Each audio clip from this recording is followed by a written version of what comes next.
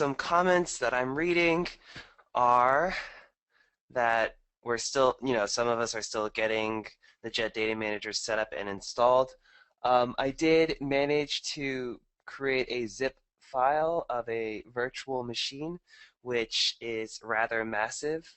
It's almost, well, I did just shrink it. Let's see what the zip size file comes in at. 6 gigs. It's 6 gigabytes large. I can post that on our FTP site. So for those of you who don't have the Jet Data Manager installed in your environments, you can try downloading the VM. You will need to activate it, but you should be able to use the virtual machine with a words pending. It's still 7 a.m. for me. Well, 8. You should be able to use the virtual machine with the test copy of Cronus or the demo version of Cronus and go through the exercises. So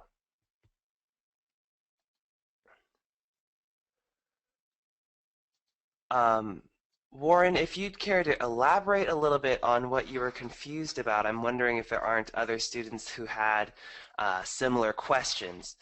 Carl, you mentioned something about not being able to choose the DW account. Remember that if you go to any table, so today I'm going to look at the sales credit memo table. You guys can all see my screen, right?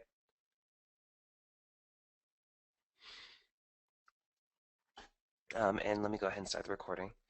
So, thank you, gentlemen.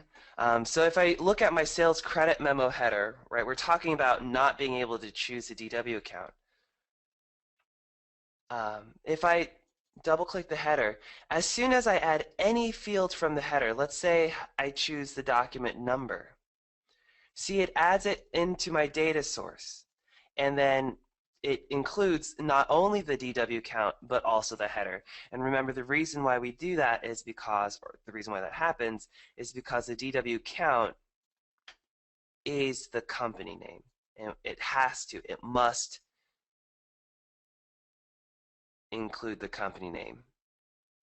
And you're saying it does not include DW account.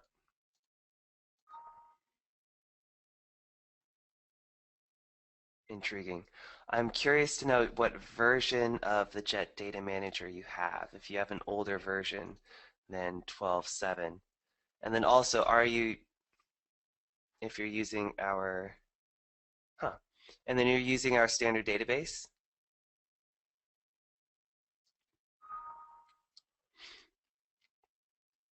Are you using a nav adapter or are you using a SQL Server data source? Okay, let's troubleshoot that later.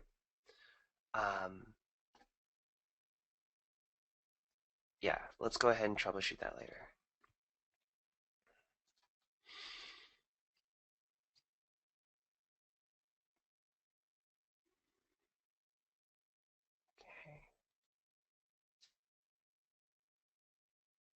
Okay. All right. Good. So today we're going to be looking at working with cubes. But before we get to cubes, I just want to revisit some of the stuff we talked about yesterday. So let me go ahead and start my slideshow. Let's reverse the order of these. There we go. Okay, so on today's agenda, we're going to review some of the stuff we covered yesterday. We're going to look at cubes, measures, dimensions, and hierarchies. We'll talk a little bit about our business functions and then discuss in slightly greater depth this idea of hierarchies and hierarchy levels. Okay.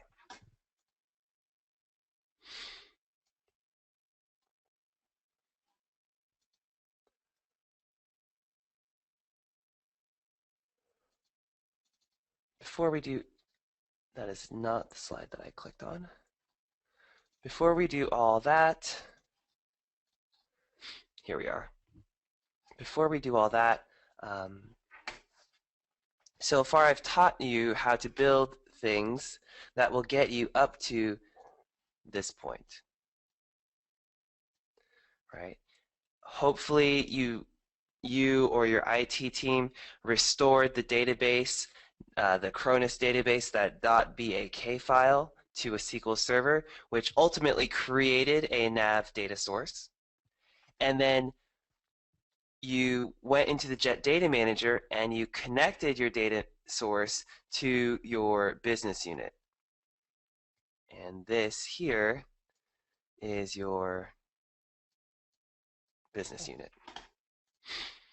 So here in our Jet Data Manager, when we have everything collapsed, I have my project, and then the project is divided into the data warehouse node and the business unit node.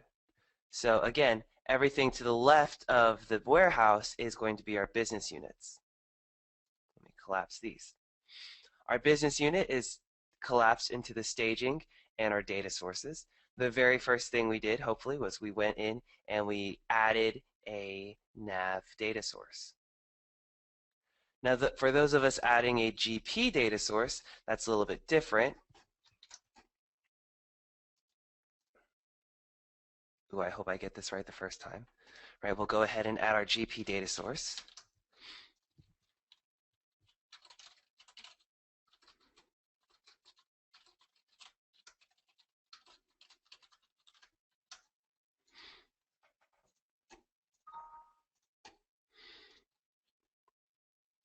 And then with GP, it's a little bit different. Again, the schema is slightly different.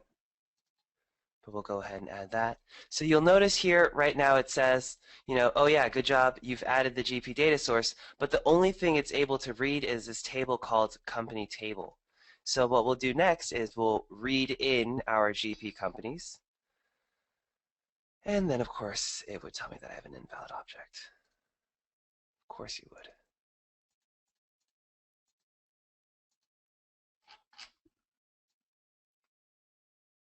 And now the million-dollar question is which table actually is your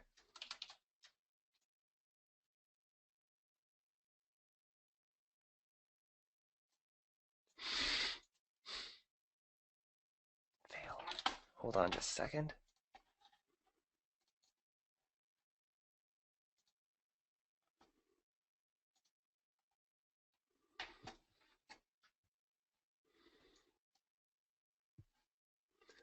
Company name.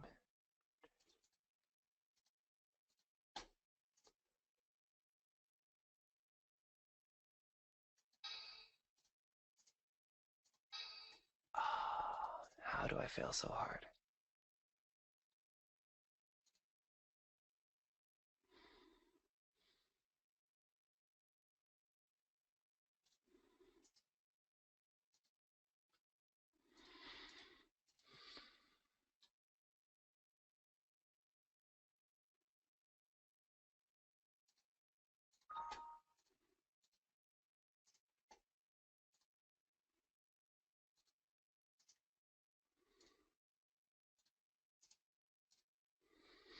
Okay, so it helps if you choose the correct database. GP is divided into two databases, and you have to choose the correct one to get the ability to read in our table. But then we can sync our data source, and it reads away and reads away, and then pulls in our table, pulls in our tables. Okay, so again, we've talked about adding our data source to nav, right? I've got my nav database. I've also, chosen to add a GP database. And then from there, in the staging database, I can go ahead and choose which tables and fields to add. In the homeworks, hopefully you added your sales invoice line and headers. Today, what I'm going to do is I'm going to make the matching half of the sales invoice line and header, and by creating the sales credit memo, or pulling in the sales credit memo header and lines. And basically what I want to do is I want to match field for field everything that was pulled in on the invoice side. So I see I have DW account. I need to find sell to, document date, and currency code. So we'll go through here. I'm going to find my sell to.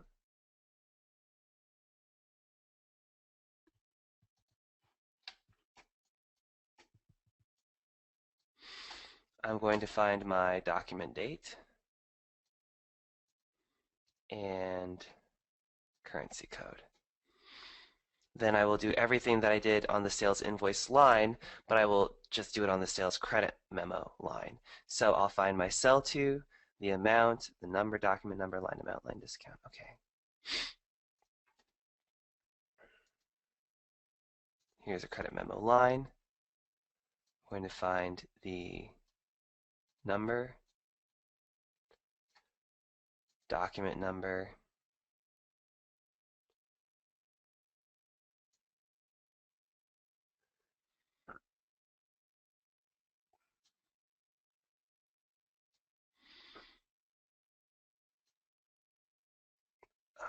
amount,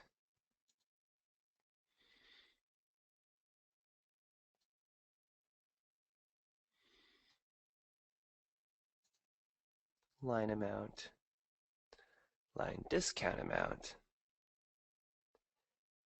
and let's see if that's a match so far.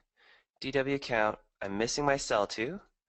I have the number, I have the document number, line amount, line discount amount. So I just need my sell to on the credit memo line.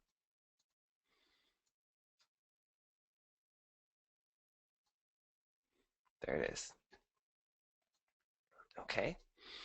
So on our sales invoice line, remember yesterday in the homework, one of the assignments that we had was to take the document date from the header and sync it onto the line. So I'll do the same thing here on my sales credit memo line. I'm going to grab the document date and drag it onto the line. Now, if you'll recall, this creates a conditional lookup. This basically says pull the field from the header, drop it on the line, but we need to define the criteria for the join. We need to say explicitly, well, what is the relationship between the document header and the document line? And that is going to be where the number field on the header is equal to the document number on the line, as well as when the DW account is equal to the DW account. Okay.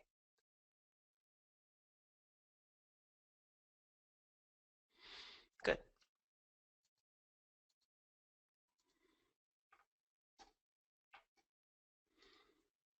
I think I made a typo. Yes.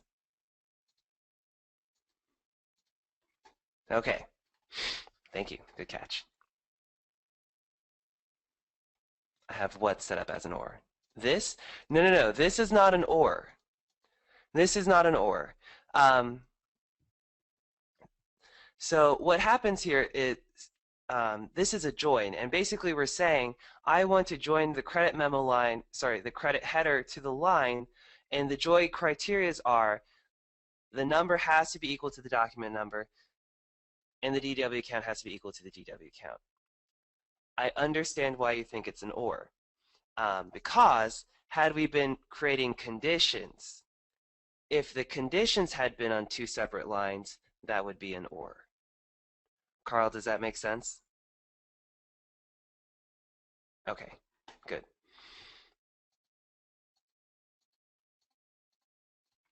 Yes, when we're doing our joins, you can have as many lines of joins as you want because those are criteria for the connection. And you're going to see when we start working with advanced dimensions, we're going to have 4 joins per dimension, or maybe it's 3. But when you do conditions, right, yesterday you looked at adding conditions to your customer table. Yes, if you have multiple criteria, they need to be on the same line, but that's for conditions. Okay, so now that I've set up my credit memo line table, what I'm going to do is I'm going to sync it to my header, to the data warehouse, right? So far, we've only worked in the staging and the data source this morning, right? The next thing is we need to do is we say, okay, well, I've got this line of data. It's perfect. It's the way I want it in my data warehouse. So then I have to sync it into my data warehouse. I have to tell it to move to my data warehouse.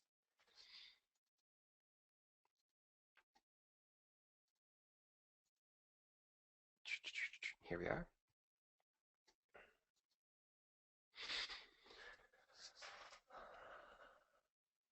So in my data warehouse, what I'm going to do is I'm going to take the credit memo line.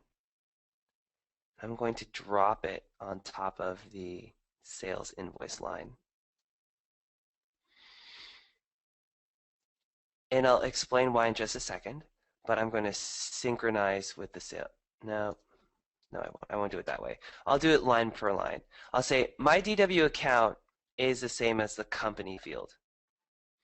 So I'm creating a new data movement where I'm saying in this table in the data warehouse, I want the company field to consist of all of the DW accounts from the sales invoice line and all of the credit memo lines as well. And the sell to customer number is going to consist of the sell tos from the sales invoice as well as the sales credit memos. And the same for the amount and the item number and the document number and the line amount, the line discount amount, and the document date.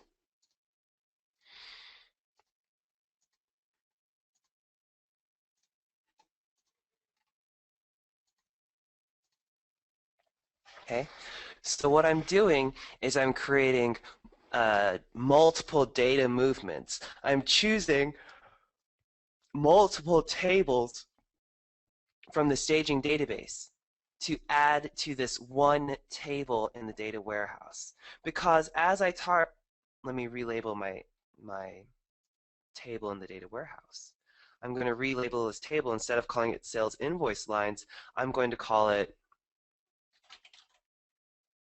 sales transactions, maybe posted sales transactions. I'll call it posted sales transactions. And again, what we're saying is, you can't have a conversation about sales numbers if you don't know what your credits were, right? That number would be incomplete if I ignored my credit memos. So what I'm doing in my data warehouse is I'm saying posted sales consists of sales invoices as well as sales credit memos. You will see this in your stock jet projects. The stock enterprise projects will have multiple data movements from 4 or 5 tables into this one table.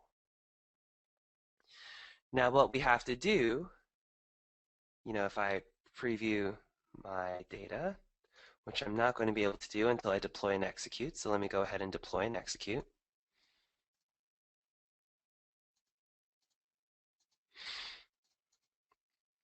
Christoph, I saw your question about how do I get a table into a separate window. That's Control W,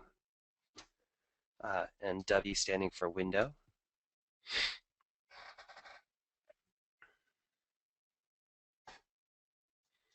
Okay. As I preview my data in the table,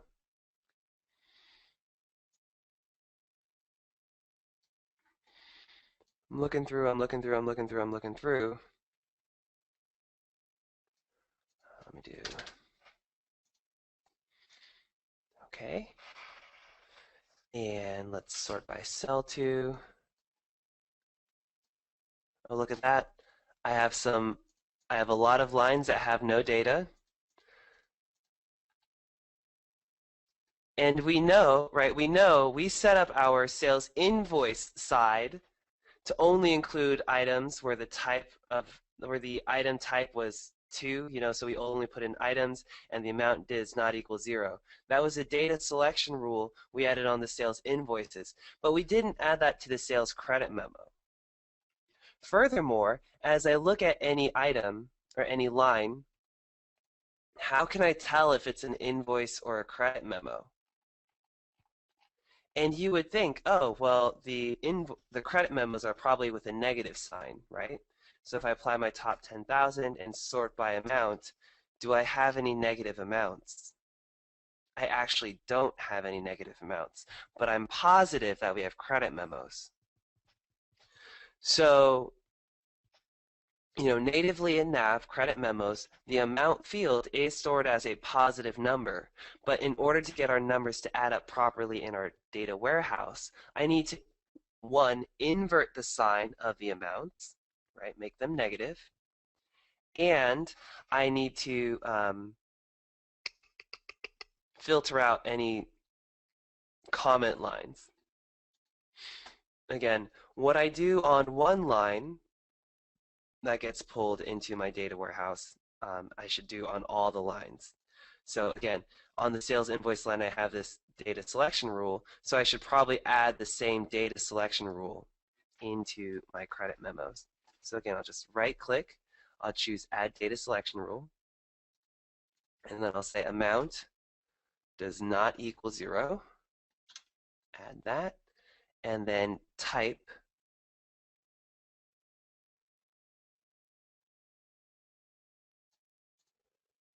is equal to 2.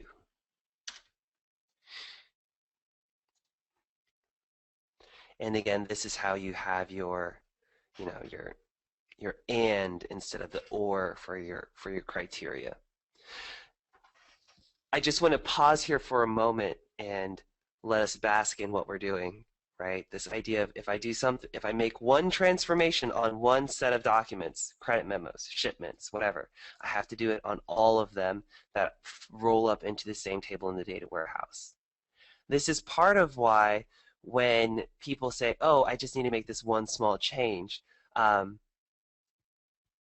there are deeper implications, right? There are implications that we might not immediately be aware of when we say, oh, for the posted sales documents, I only want sales invoices that do not equal 0. We have to go back and apply that to all 5 other tables, which can make modifications to the data warehouse a little tedious, right? Because you have to do it so many times, but that's just part of the game.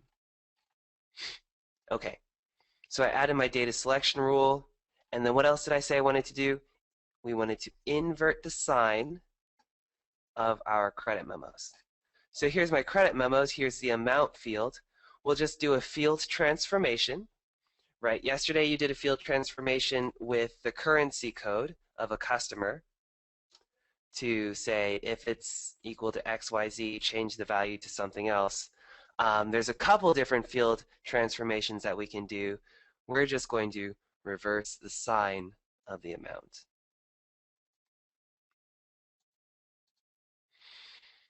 And let's preview our table. So there's the amount, it needs to be reversed. There's a line amount, that needs to be reversed. And the discount amount, 3452, 3452, 38383, that needs to be inverted as well. So we're going to just reverse all of these signs.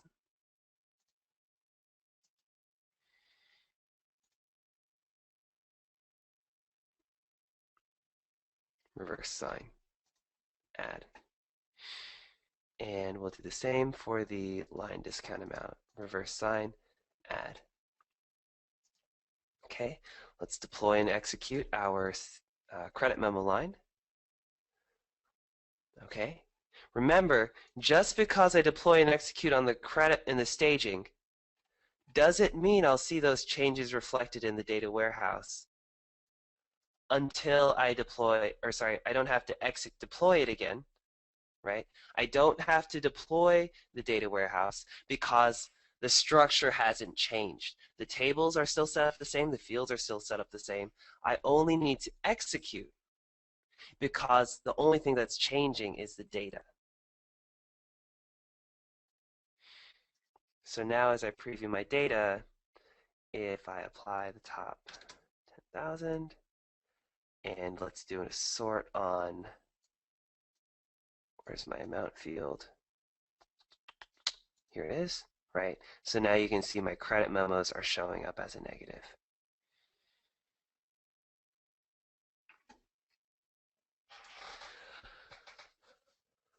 Another thing we can do, right, if you want to have the ability to flag the document, right, I want a field that says, oh, yeah, this is a credit memo. If I want to flag a document as having a certain criteria or being something, what I can do, and this is something you'll see in the stock project, is I can add a custom field. And maybe we'll call it document type.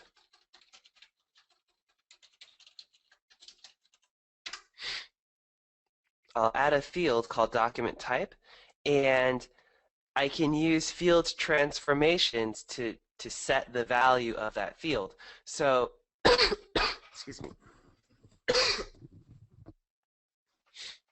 If I wanted to, right, we can use math.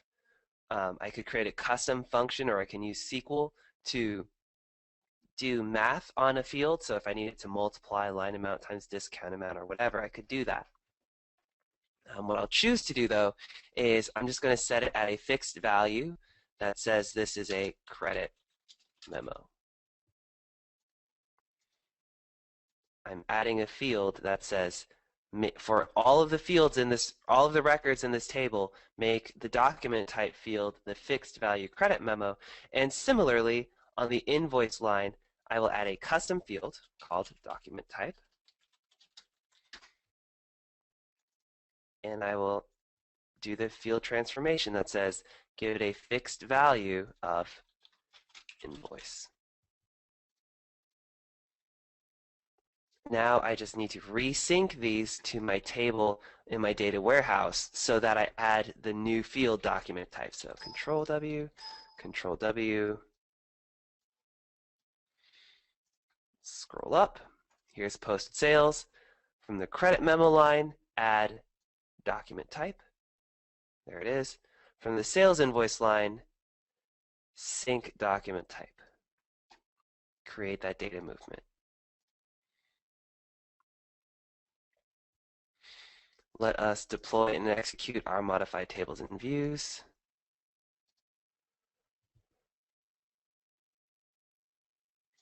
Perfect. Let's preview this table.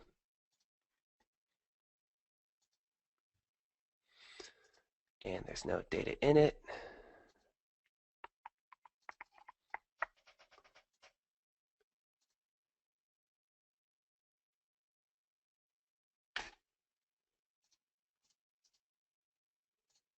Why is there no data in my table?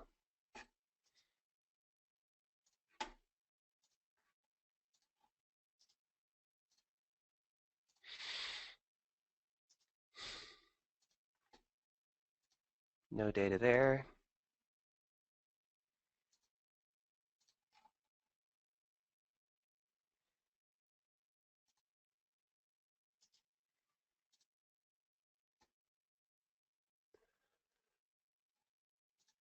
Okay.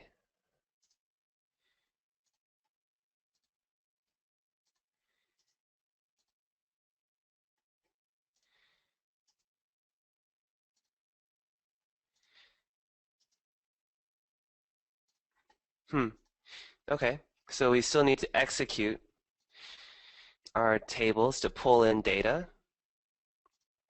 I can preview and I can see now there's data in my sales invoice line in the staging. So then when I deploy it, or rather when I execute in my data warehouse, it's going to actually pull in data this time. Hopefully. There we go. I was curious. We should now have a new field called document type that will identify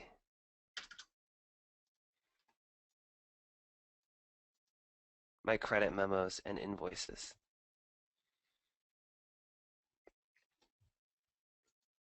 Does that make sense as we think backward through that? You know, I had a table called sales invoice line. I had a table called sales credit memo line. I added, staging database. I added a custom field called document type, and I set the value for all of the records in that table.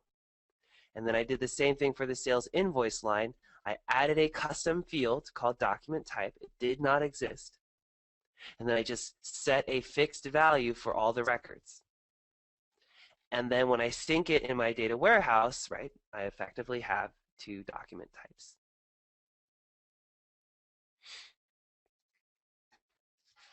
Okay. Um, Even if you never have to do all this sort of tomfoolery, at least you understand a little better what it takes to get a field or a value into the data warehouse. Right? Because a lot of us, we have our customized verticals. We're using, we have stock nav, and maybe we added a custom field to the table that we really need to be able to report on because, I have a customer, they sell fish, and so they need to keep track of the species of the fish. I don't know. That's just something they needed to add to their item card. So to get that into enterprise, now we know, okay, we need to go to our staging or into our data source. We need to add the species field into the staging database. If there's any data transformation that needs to be done, maybe we want to make it all lowercase or all uppercase, whatever. We add that transformation in the staging database, then we move it into our data warehouse. And then it exists in our data warehouse. Now, being able to add that as a field that we can pivot on in the cubes, we're going to learn that. We're going to learn how to build cubes next. Okay, good. So I hope what I did today confused you only a little bit, or even better would be as if it cleared up some questions that you had lingering from last night or from yesterday. Let's talk a little bit about a cube. We looked at cubes, right? We looked at yesterday. I brought up Excel and showed you a pivot table and showed you how you can use a measure, which is basically a calculation, a number, and then we added various dimensions, or we talked about working with dimensions that will give context to a number, whether it's time or product category, item number, customer number. And then we talked about this idea that hierarchies can be subdivided or grouped, if you will, by year, quarter, month, day, or what have you. Now let's take a look in what we've accomplished so far, and this is regardless of if you've added the sales credit memo to, sales invoice line or not. We have a table that has all of our transactions. We have a table called sales invoice line. And then we have two other tables, one called item, one called customer. These two tables, in standard Navision, we do not refer to them as dimensions, right? Dimensions for us, Navision folk, are global dimension 1, global dimension 2, and your advanced dimensions. For my customers who are using GP, if you think about how your chart of accounts is set up, right? You have your account, GL account number, and it's divided into segment 1, segment 2, segment 3, segment 4, and you maybe have a category as well.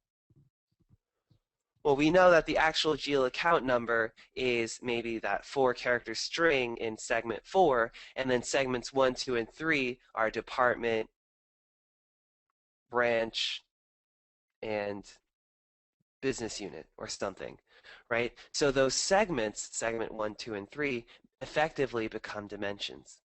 For us in NAV, or for us in this project here, customer and item are going to become dimensions that we can use to slice or to group our pivot table data.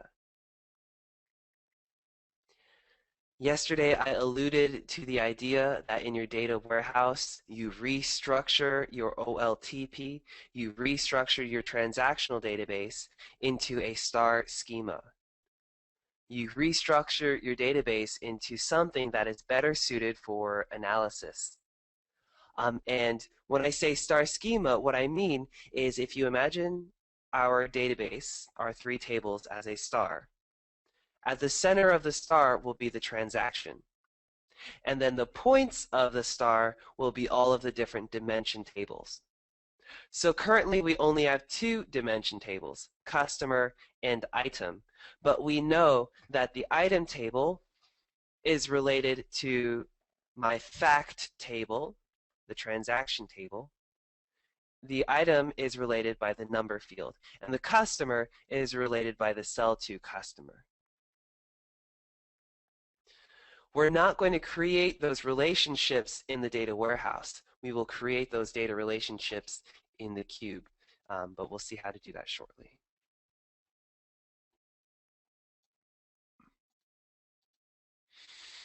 Okay. Again, so far we've gotten up to this point here in our little pyramid. Today we're going to learn how to build a cube, and then, you know, the end users, they don't really care about all this Jet Data Manager business we're struggling to learn. The end users, what they care about is their ability to report against their data using pivot tables and Jet Essentials.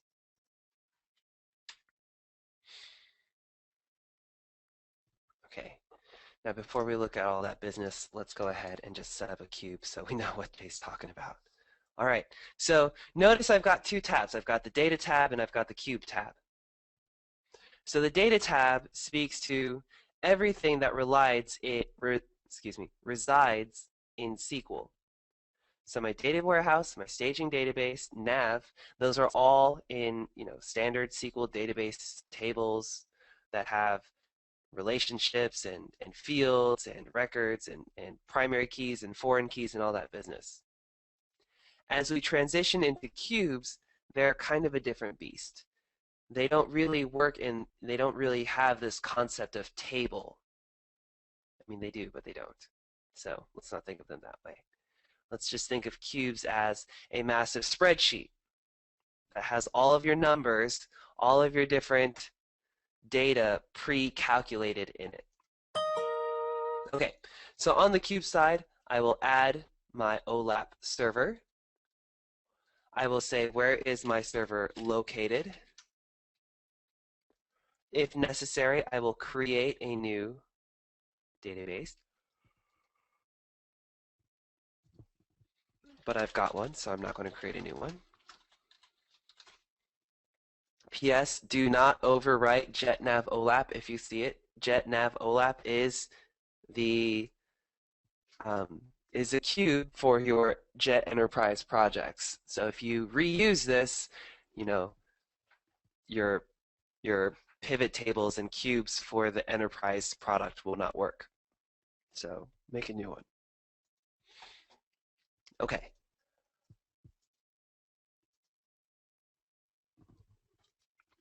So here we are. My OLAP, my cube is divided into two major sections. I have the actual cube, and then I have master dimensions, or just dimensions. In the context of your project, you can have a virtually infinite number of cubes. You can have a virtually infinite number of cubes. For us, we're only going to have a sales cube because that's all the data we've pulled into our project. But if you were to look at the stock Jet project, you'll see a sales cube, a finance cube, an inventory cube, an accounts receivable cube, and an accounts payables cube. And there's one more that I'm missing. But that you'll see 6 cubes. And so each cube, let's add one.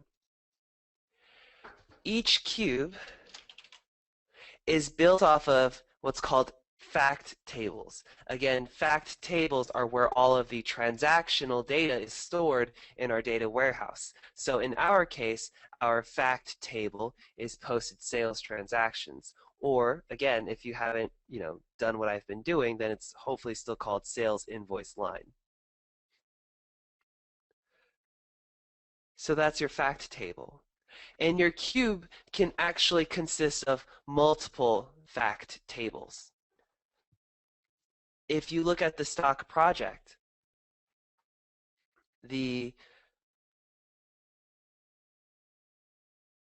the finance cube consists of the GL entry table as well as the budget ledger entry or the budget entry table, because those are two separate tables for two different things. One does budgets, the other one does transactions. So they're two separate fact tables, but in the cubes, they get combined as one.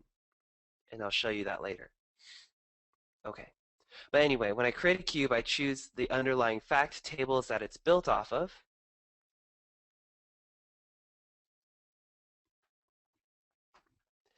And then a cube consists primarily of measures, right? The whole purpose of the cube is to pre-calculate values. Okay, well, what do I want to pre-calculate? Let's say hypothetically we wanted to know what is total sales. We know that total sales is effectively the sum of the amount field, or the line amount field. And if you were to add up all the sums of the line amounts, you would know the total sales for my entire company in the history of all time. And so we've created our first measure. And I could add another standard measure for discount amount. And again, I could say, well, the discount amount is the sum of the line discount amount.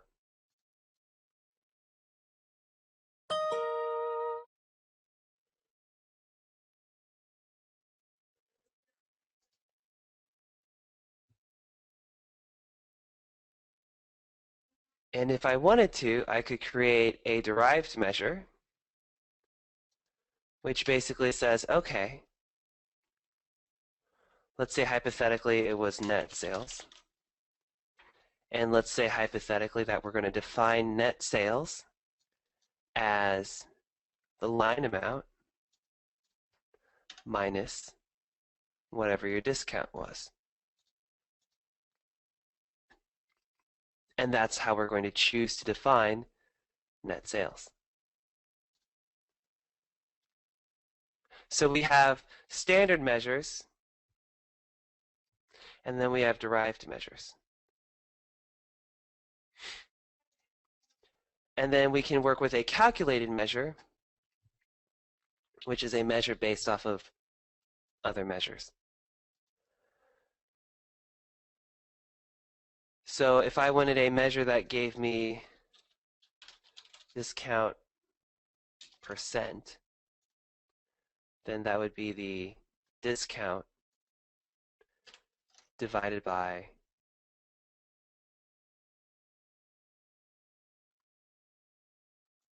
the sales amount.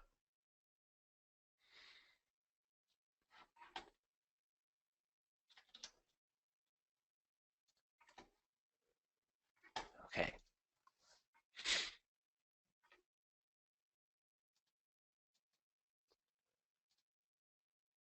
Yep. I think that'll work for us. Good. So if you'll refer to our slide, what we're doing is we're creating measures. Measures are a calculated field, or some way of adding up all our numbers. Now again, there are three types of measures. We have standard, derived, and calculated. Let me talk about each of those for a second.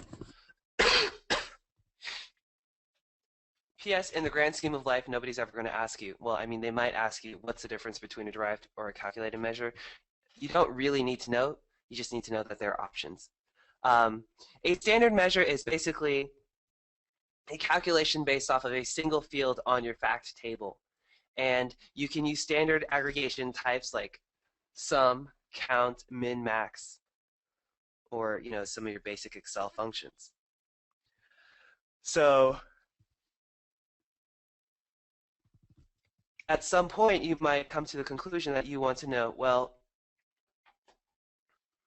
what is total sales? And that's an example of sum. But let's say you wanted to know, how many invoices do I push out per month? Is there a period of time when I do more invoices or more credit memos or what have you?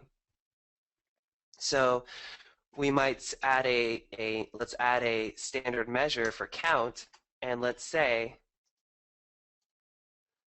we want to know the num documents. So I'll say, again, this is based off of the posted sales transactions. The field that I want to perform a calculation on is the document number field, and let's just do a count. And that will tell me how many documents were moved, right? So you can do some basic aggregation besides just summing. We can count, we can calculate the min, we can calculate the max. Okay?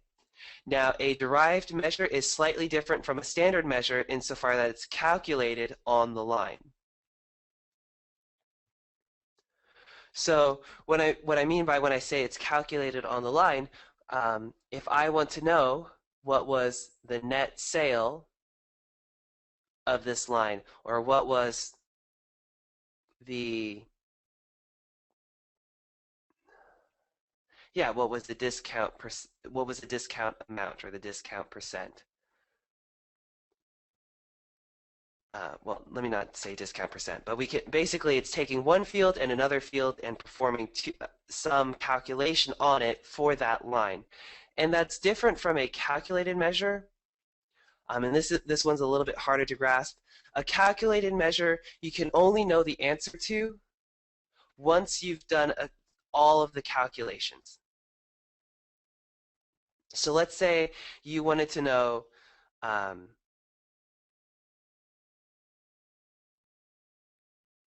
what percent was this invoice of total sales for the week? Right, I had one really big invoice for $50,000. My total sales for the week was $10,000. I want to know that that invoice was worth half of my sales for the week. Well, you wouldn't know what total sales for the week were until you've defined, one, that you want to look at a week's worth of sales, and then two, until you've added up all the sales for that week. Not possible to know the answer until runtime. It's not possible to do that calculation until we've asked it to do that calculation in a pivot table. Whereas your standard measure and derived measure, these are all calculated when we run our cubes, because even if I don't know what total sales for the month are, I can still tell you what the total sale, I can still tell you what, sorry, rephrase. Even if I don't know what the sales percentages are going to be for XYZ period of time, I can still calculate out what is the total sales for this period, and that period. So these are calculated now, and then these are calculated when you actually submit the query. Hopefully nobody will ever ask you that question, but there you go. That's why there are three different types of measures. And as you look at them, they become increasingly complex. With a basic calculated measure, here's a list of different things that you can do to this measure. As you work with derived measures, you can see that you can choose from the different fields on the line because, again, it is a calculation based off of the fields on the line. And then as you work with calculated measures, it is the most complex because you work with measures based off of other measures. Sorry, you create a measure that's based off of the calculation of other measures. Okay, let's leave that at that.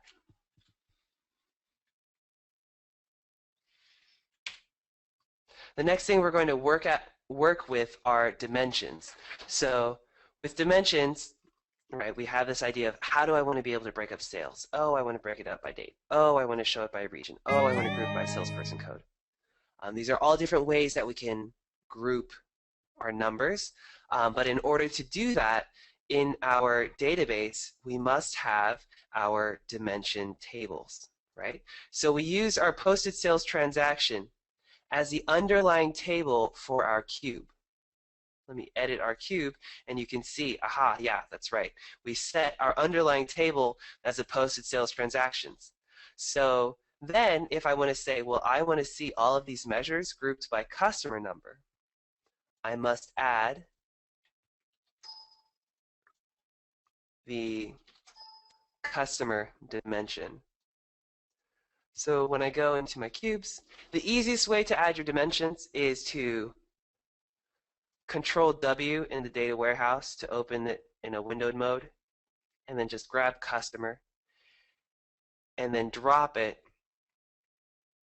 onto the dimensions section.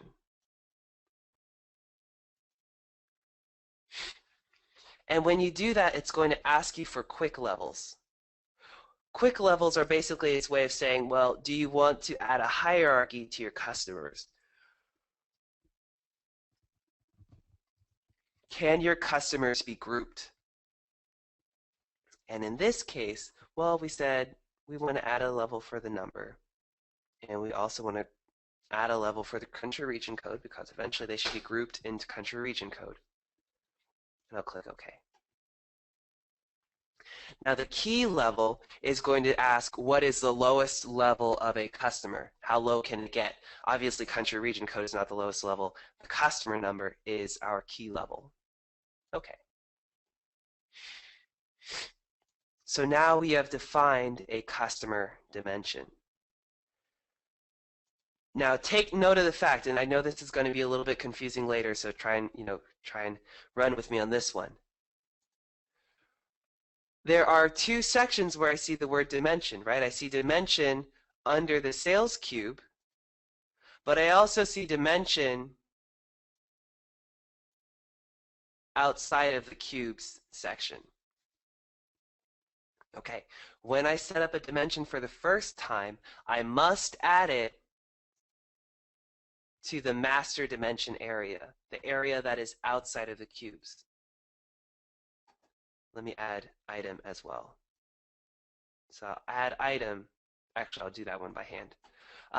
But I'll add them outside of the cube area. And the reason why we have two places for this, right? The reason why we have two places for dimensions is because I can reuse dimensions on all of my cubes, and some dimensions will apply and others won't. For example, when I add my finance cube, I will have a dimension for the GL account table. But GL accounts aren't part of my sales cube. So I need to be able to add GL account to the master dimension list so I can use it in the finance cube that I don't have yet. But I wouldn't necessarily try to relate it to my dimension under sales. So that's why there's two dimension sections. And when I add a dimension from the data warehouse, I drop it on the master dimension area first, the area that is outside of cubes.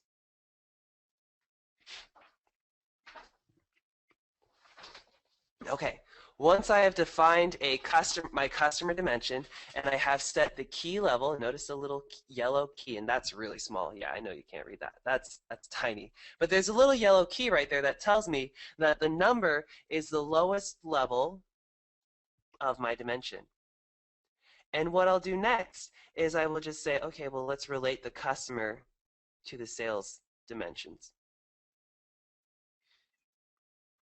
And there it is. And now I can see here I have a shell dimension. Seeing shell dimension is usually not a good thing. Shell dimension means it doesn't know how to relate customer to your sales cube. So we have to set the dimension relation. And we know the relationship. The relationship is when the number is equal to the cell to customer number. And then notice how all the red goes away. We have defined the relationship between the customer table and our sales cube. So now, theoretically, we should be able to deploy and execute.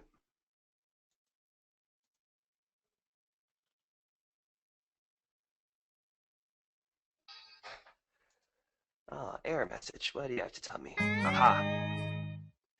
You will see this.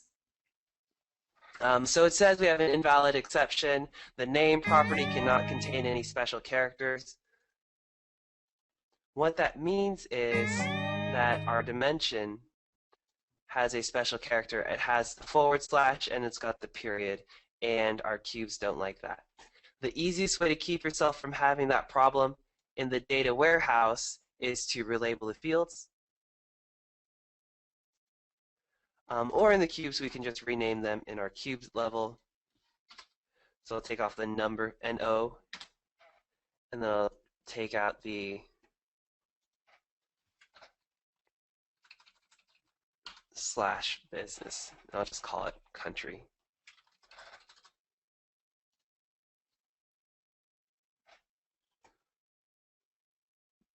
If I rename it in my master dimension level, everything will be good.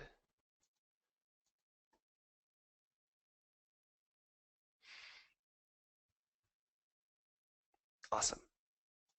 I'm intrigued to see what that looks like in Excel. So let me go ahead and open up Excel.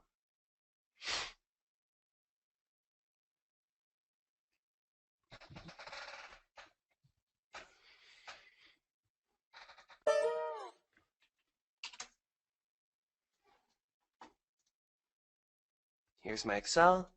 Let's go ahead and connect to our pivot table. I'm going to go ahead and use my OLAP data source. There it is. So up here, right, we've got our measures. We added sales amount, we added number of documents, and then I can show customer number or customer country, and I can group customers by country. That's pretty exciting.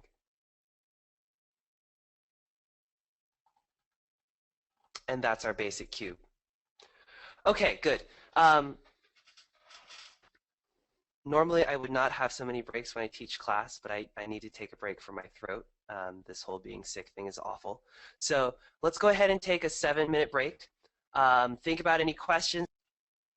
Move data. Execute will only move data. So if I execute this table, what it will do is it will say, okay, get all of the data from the staging database and copy it into the data warehouse. Well, to give a more complete answer, what it actually does is it truncates or it deletes everything in the customer table and then moves all the data from the staging database again. That's all execute does. But deploy, right, we have to deploy if we made changes to our database. So tomorrow, we're going to learn how to create what are called execution packages. Execution packages being the tool or the scheduling tool that allows your database to refresh overnight. Well, we don't really care about it deploying because hopefully there's no customization going on from night to night. It's only loading data that we care about, and that's why we only create execution packages, not deploy packages. Good. Great question. Do I have any other questions that kind of popped up along the way? I don't want to teach a lot of new stuff and have you guys totally be confused and not know it. So if you have any questions about what I covered in the cubes, go ahead and ask if you've got any. My concern is less about how did you do that so much as why or what does that mean.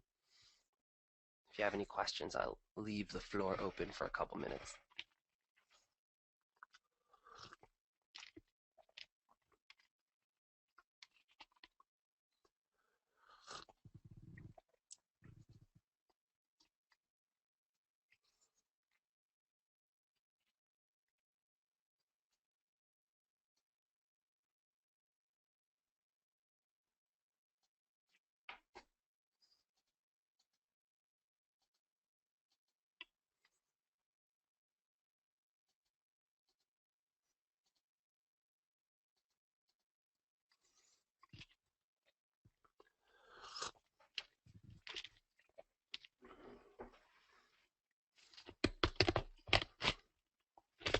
Okay, no questions. All right.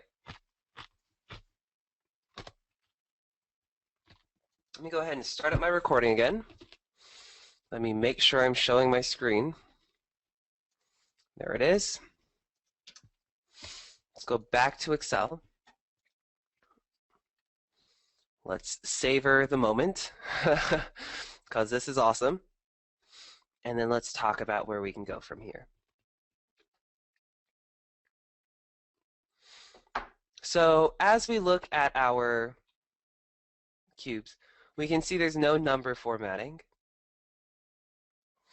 We can also see that we have A, T, B, E, C, Z, D, E, E, S. You know, I don't know about you, but I'm good, but I'm not great with country codes. So it'd be really nice if I could see the name of the country code. Similarly, it'd be awesome if I could see the name of the customer.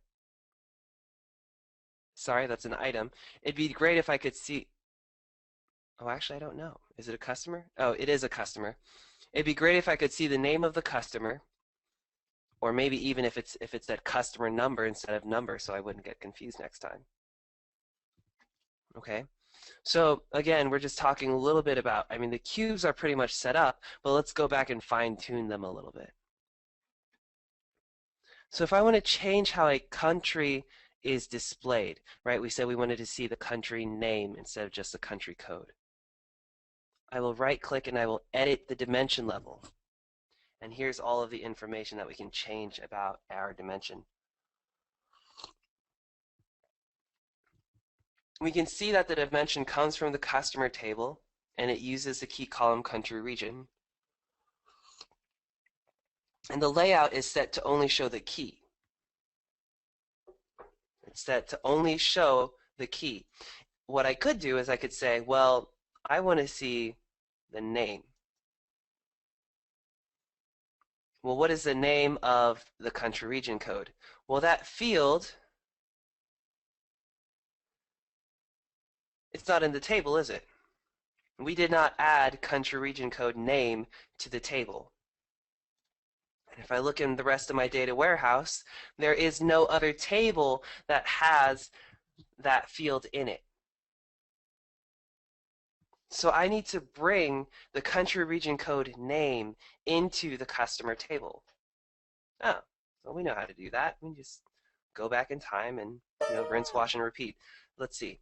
Where is my staging database? There it is. Here's customer. Am I pulling in country region? Yes. I want to pull the country region name onto the customer table. And we know it says name too because there is a field already called name. That's the customer name. This field, we'll edit the conditional lookup. This field we'll call the country region name.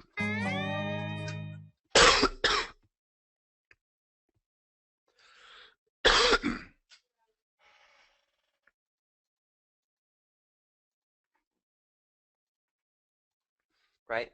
This is, of course, a conditional lookup, so we do have to define our join criteria. DW count has to equal DW count, and the code in the country region code table has to equal the country region code in the customer table. Perfect. Now, the only thing we have to change is we remember that the country region code has to be processed first. It must be processed before the customer does, because in order to pull in this field, this table has to already exist. Great. So we can deploy and execute.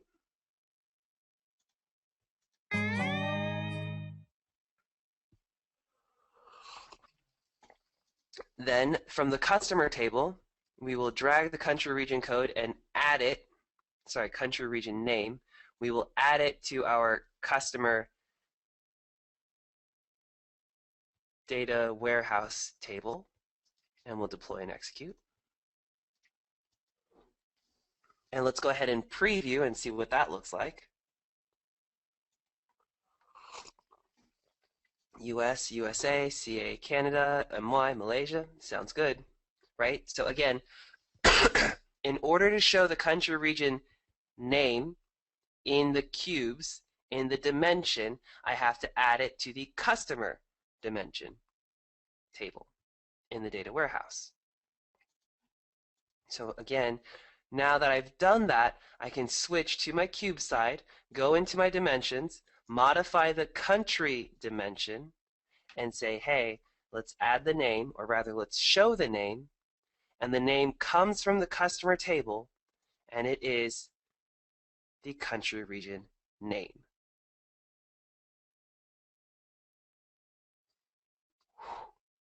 We do have the option to apply a default sort order, so I'm going to choose to sort by the name field. Okay. And we deploy and execute.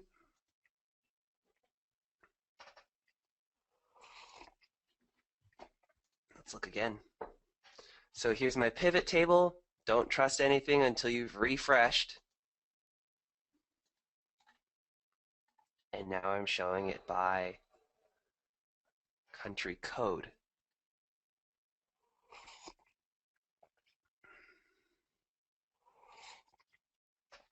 I'll do a similar thing if I want to rename the customer number to include the number and the name, customer name. So I'll go to my customer card, I'll find the number field, I'll edit the dimension level, and I'll say, hey, under layout, instead of just showing the key or just showing the name, let's show the key and the name. And again, I have to say, well, what is the name of a customer? Well, it comes out of the customer table, and the name column happens to be the name field. Now, if I mouse over Design Preview, it tells me that what it will show is key and name. That's a little hard to read, so maybe I will add a hyphen, space, hyphen, space,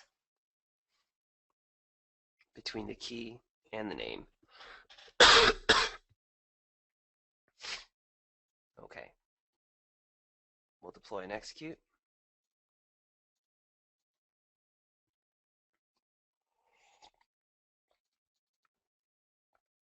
Perfect. Here's Excel. Refresh all. Voila. Key hyphen name.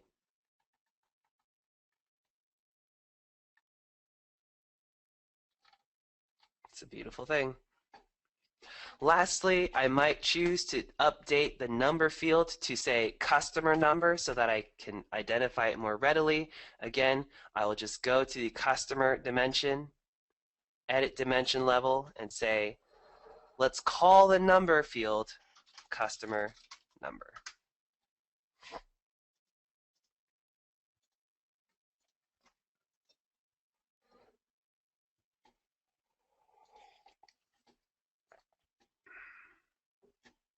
Refresh. And there it is.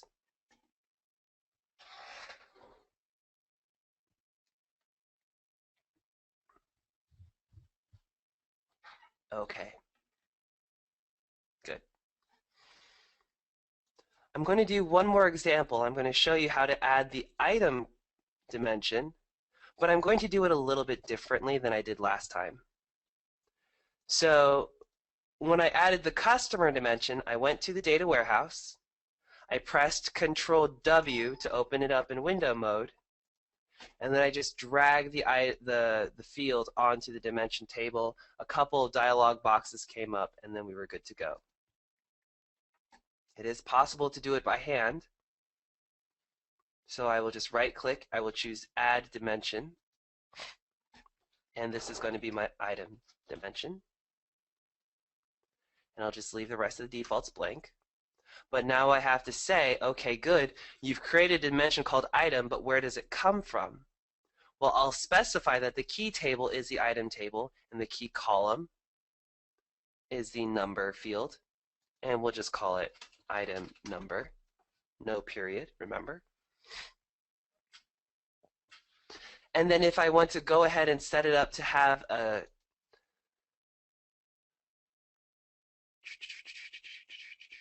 Yeah.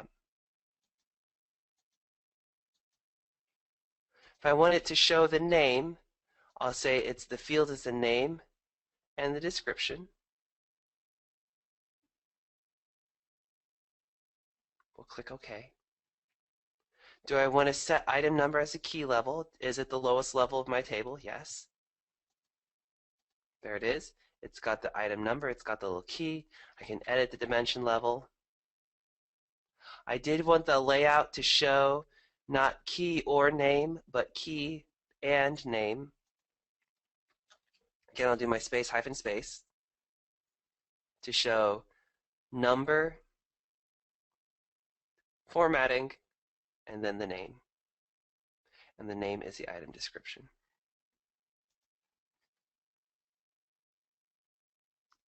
I'll deploy and execute.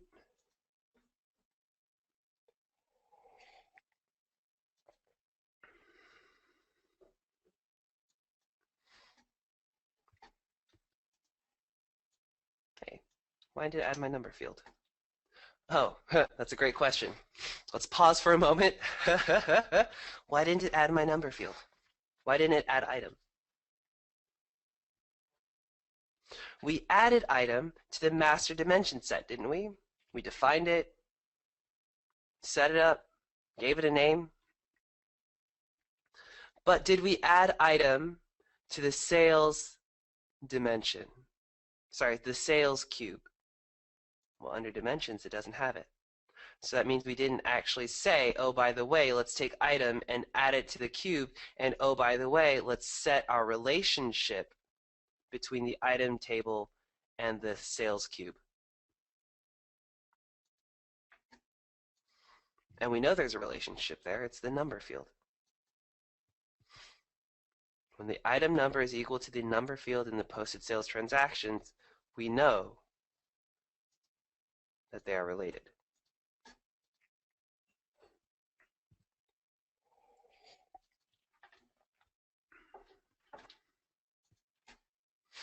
Okay, let's refresh all. Do we have our item dimension? Yes, we do. Can we group by item instead of by customer? Sure. So now what does this tell me?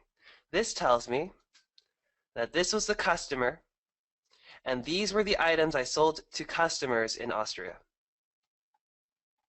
or Belgium, Canada, etc.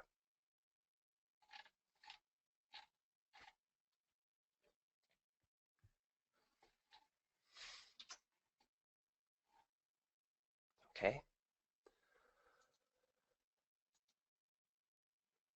You'll notice on the item dimension in our data warehouse, we have added product group code, item category description.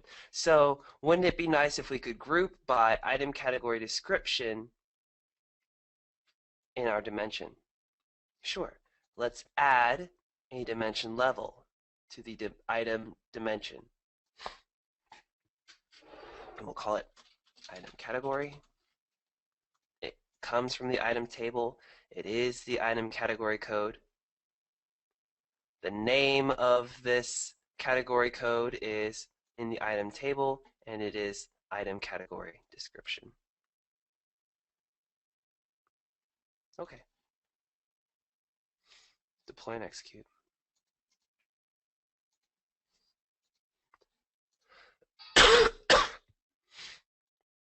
An error message, and it says, errors in the metadata. No dimension relations exist within the posted sales transactions measure group. Uh-oh. Let's take a look. Go to the item table. Let's look at our dimensions. Yeah, that should be okay. Let's deploy and execute the whole project. Okay, there you go.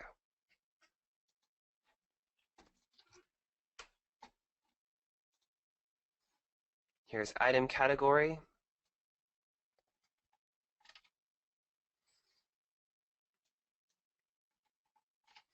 We sell electronics, office furniture, and office systems. If I want to see how that breaks up across my customers, or rather customer countries, there you go.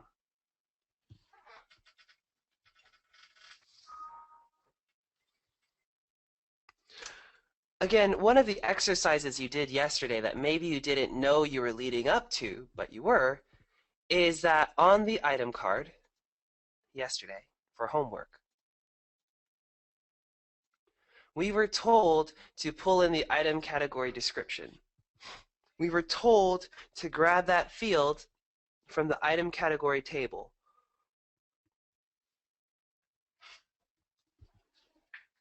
Item category is a table floating out there in nav that has the code and description for all of your item categories.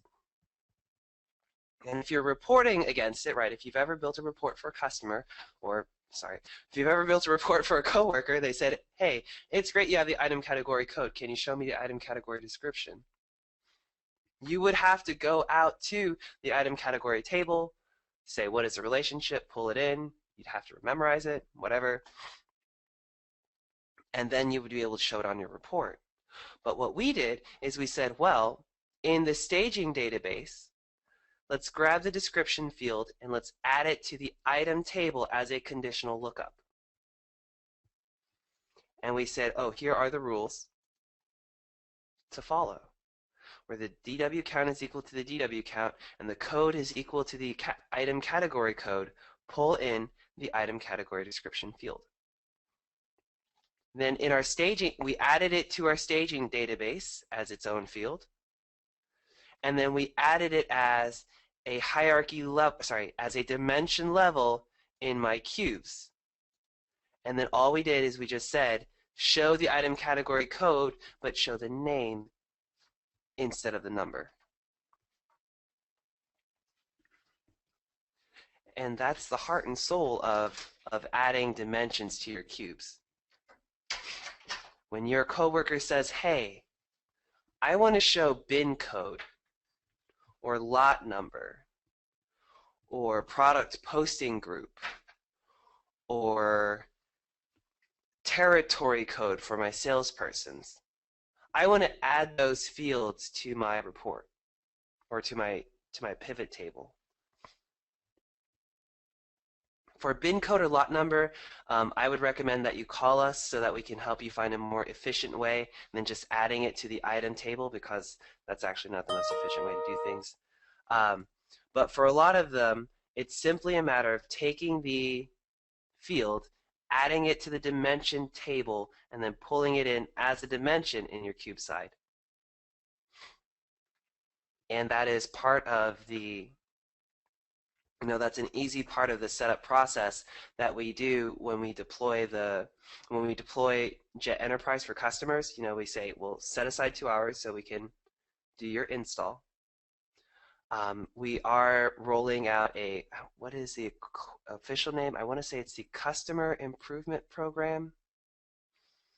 Basically, I want to say it's every 6 weeks, or on your 6-week mark, your 12-week mark, and maybe your 6-month mark, you're going to get a phone call from an employee here at Jet, and they're basically going to say, hey, you have my undivided attention for an hour.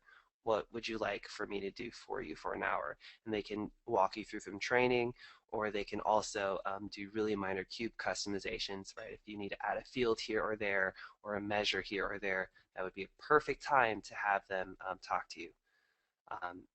And that's a program we're rolling out. I don't know if it's started yet, but the general gist is we'll call our enterprise customers on their 6-week mark, 12-week mark, and something else. So there you go. That's in the works, as it were. Okay. I did want to make one quick note about our measures.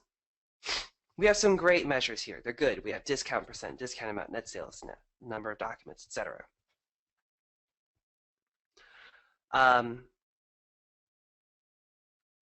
In a standard pivot table, it is possible to choose your pivot table, go and add a calculated field. Right? You could go to your pivot table in standard Excel. You could go to your pivot table and say, oh, I want to add a calculated field that shows me the sales amount divided by the number of documents so that I know the average document amount. But that doesn't work here. That won't work because your cubes are hosted in SSAS, SQL Analysis Services. So it's not possible for your end users to create their own custom calculated fields. And what I'll see end users do, and I don't care for this method, is they'll say, well, I just want to know that divided by this to come up with some sort of a number. And I warn users against that because this is outside of your pivot table, and as soon as your pivot table changes, this relationship may no longer be accurate, the cell references. So the real solution is when users have effectively measures, right? Because that's what it is. It's average document amount is a measure. If they have measures that they want, have them talk to you so that you can go into the Jet Data Manager and say, okay, well, clearly what you're asking for is a calculated measure that takes the net sales and divides it by the number of documents. And we'll call that average document amount. Of course, we can't have any periods, right? We'll create a calculated measure called average document amount.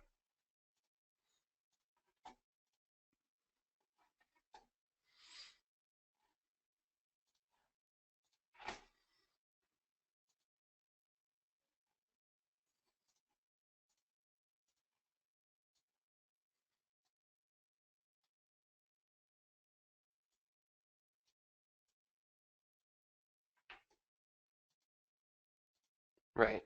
And this is the correct way to create this calculation, is by permanently adding it to our cubes. Now we do, we're smart, we're savvy, we're thinking through this. We say, well, Jay, there's a problem, and that problem is that this number is the sum of your credit memos and your invoices, and we inverted the sign on the credit memos, so technically this number is slightly misleading, or it could be misleading, right? Because we don't know, or we haven't specified, well, do I want average document amount for all of my documents or only for invoices? So I need to add a filter, or I need to add I need to be able to add a dimension for document type, which we haven't done yet. But how difficult would it be to go in here and create a table with a document type? And let's go ahead and do that. The it is possible to create a table based on the data in nav, but for the sake of conversation, let's go ahead and add a custom table to our data warehouse, a table that doesn't exist or never has existed, and we'll call it document type.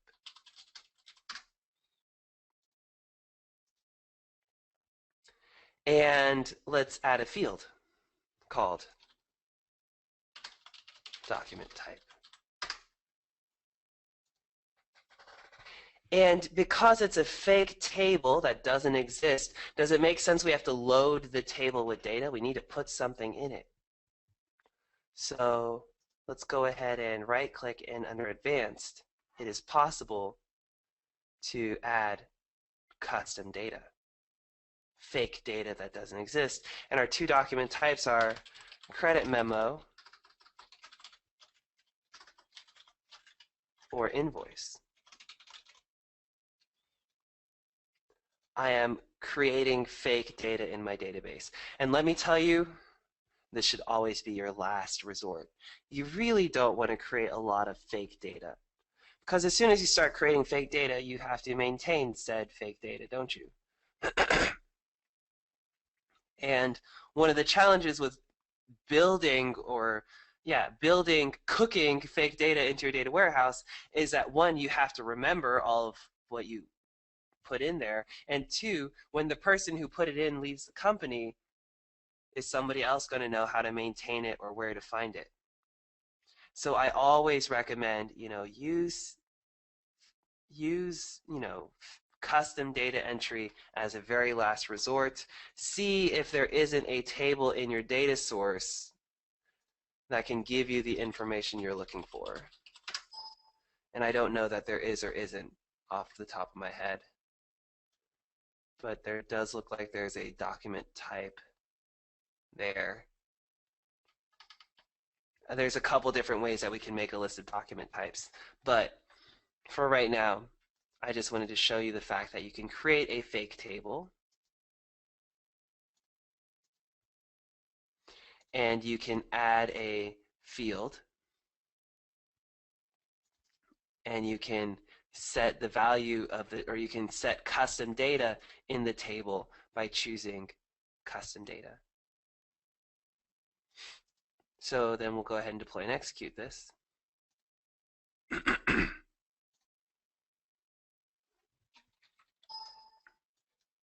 We'll add it to our cubes as a dimension. We'll add our quick level, our key level. We will relate it to our sales cube. And then we will set the dimension relations that says the document type is equal to the document type on our posted sales transactions. We can deploy and execute.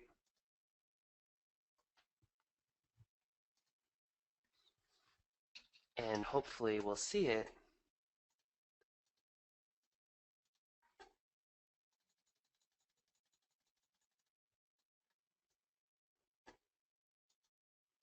In this case, I've added it as a filter, so only show me credit memos or only show me invoices. There you go. As I'm clicking through the steps, I realize it seems very quick, even to me. I'm like, man, I am clicking very quickly. I don't necessarily want you to remember steps so much as remember ideas, because steps can be practiced. Does that make sense? The idea that I'm introducing you to is, one, this possibility of adding custom data to your data warehouses. Then two, and this is what the conversation all morning has been about, is adding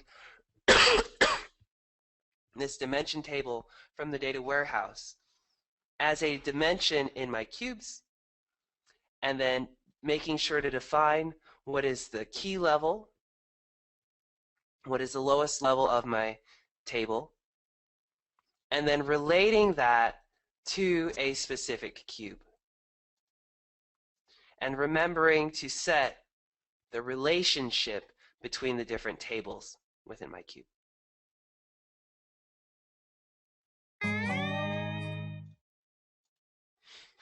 And that's the general gist.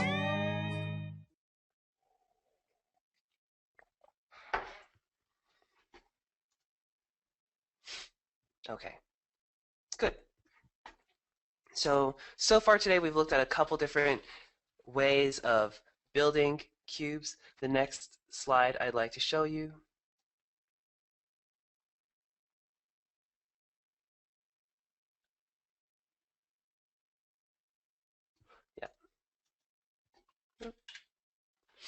Next slide I'd care to share with you is this idea of working with two types of dimensions. You have what are called derived dimensions, and then you have what are called range-based dimensions.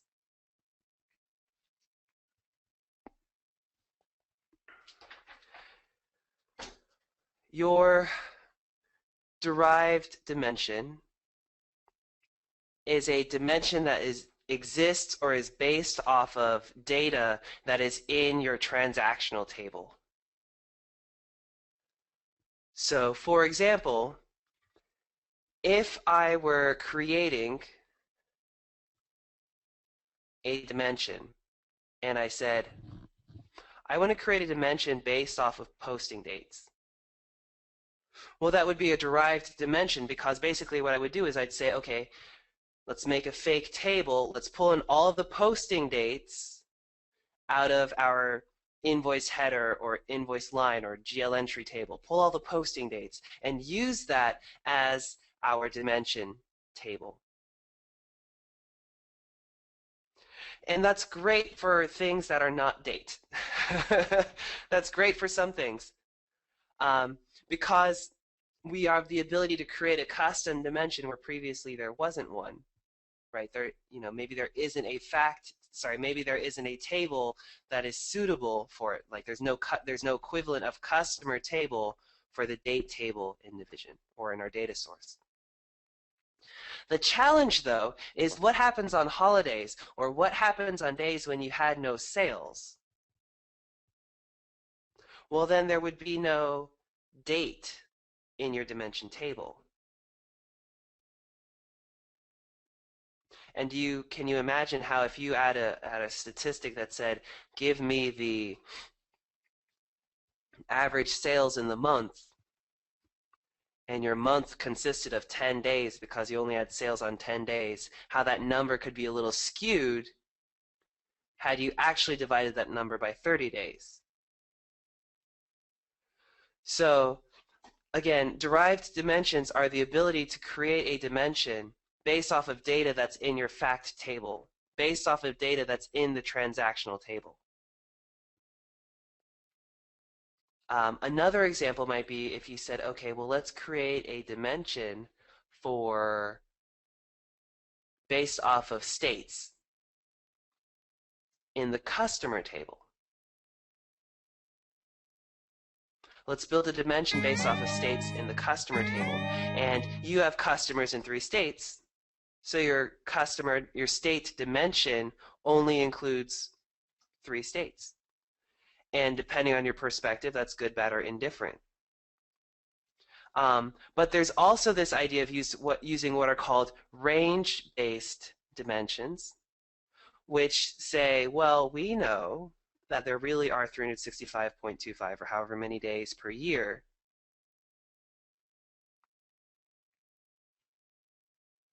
There's a fixed number of days per year, so let's create this range and use that as our dimension table instead of using derived data from my fact table. Similarly, if, going back to my state example, let's say hypothetically I have, well, not hypothetically, there are 50 states. So, so let's load the dimension table, the state table, with all the 50 states, because we know what they are. We could just type them in or grab them from an Excel spreadsheet, and we would never have to worry about it, right? Because we know what they are. It's not derived. It is based off of a range, or in some cases, even custom data.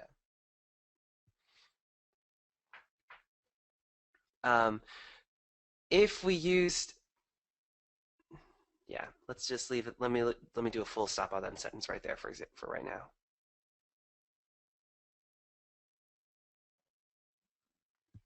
Okay. So that's the deal on dimensions, this idea of using derived versus range-based dimensions. There's a couple other dimensions that we're going to talk about. In the context of time, a range-based dimension would be to say, okay, I want to look at a fixed range in time. So when you create your date dimension table, you can say, I want to go back to January 1st, 2011, because that's when we implemented nav, and I don't need any data before that point. And for the end of my date dimension table, I want to look at today's date plus 365 because I know that even if we post stuff ahead of time, or even if people do orders out into the future, the furthest into the future we go is 365 days, so there's no point in adding more records to my dimension table. So we can create a dynamic range for the end of a date range, or we can fix it with a set value. Okay, so let's go ahead and look in nav and take note of the fact that, let's say hypothetically I want to add a date table. Well, I can right-click in my data warehouse and I can add a date table.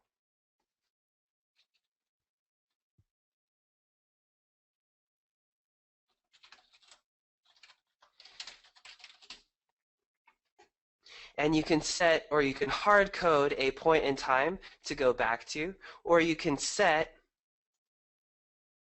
a dynamic range to look forward into, look forward 365 days.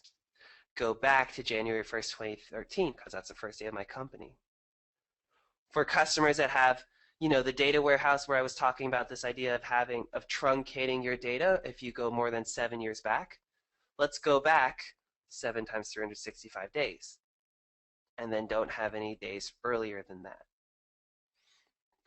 In your homework, you will actually go through the process of creating a date table. I'm not quite ready to hit that point just yet. Okay. Christoph asks, can we use a fixed number when calculating our measures? So could I go in here and create let's say, a derived measure, and then take amount divided by 15? Can I hard code it? Yes, you can. The short answer is yes, you can. Generally, we don't recommend this. The reason why is because what happens in a couple years or months even when you readjust what that number is. So what I would recommend, instead of hard coding a number in there as your KPI, as your key performance indicator, build it into a report. I haven't taught you how to do this yet, but it is possible to write a function that says, give me the number of documents for Austria.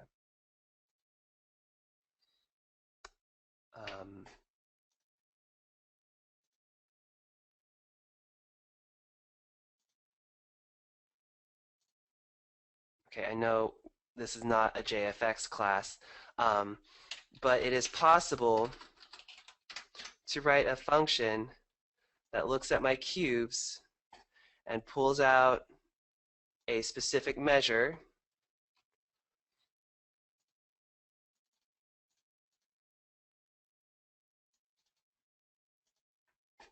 Okay.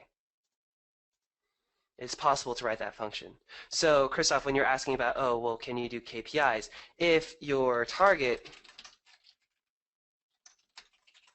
is 50,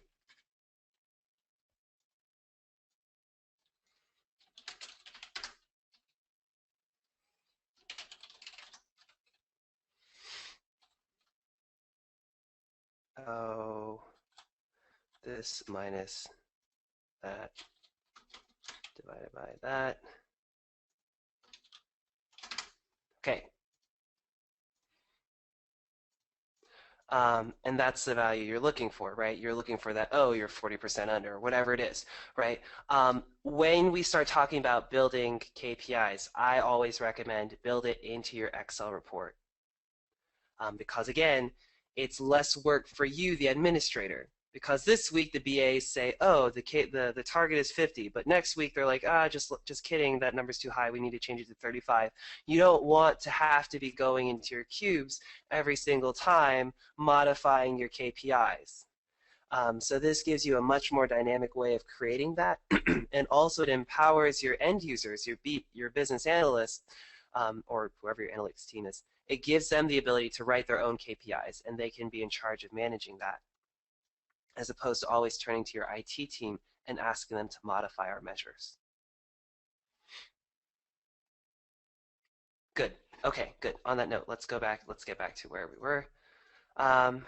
Great question, though. We were talking about the ability with dimensions.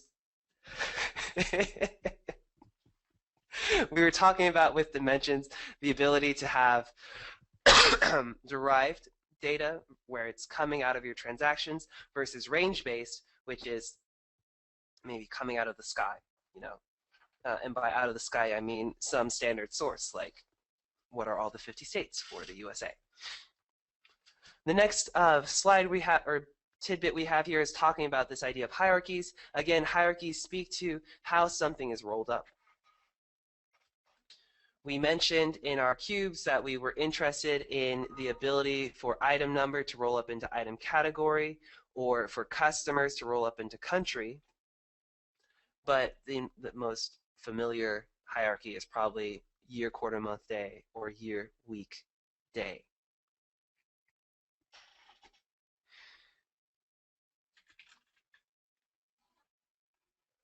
All right.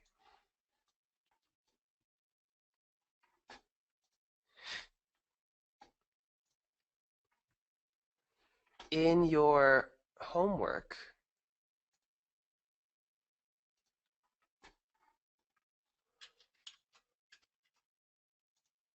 come here.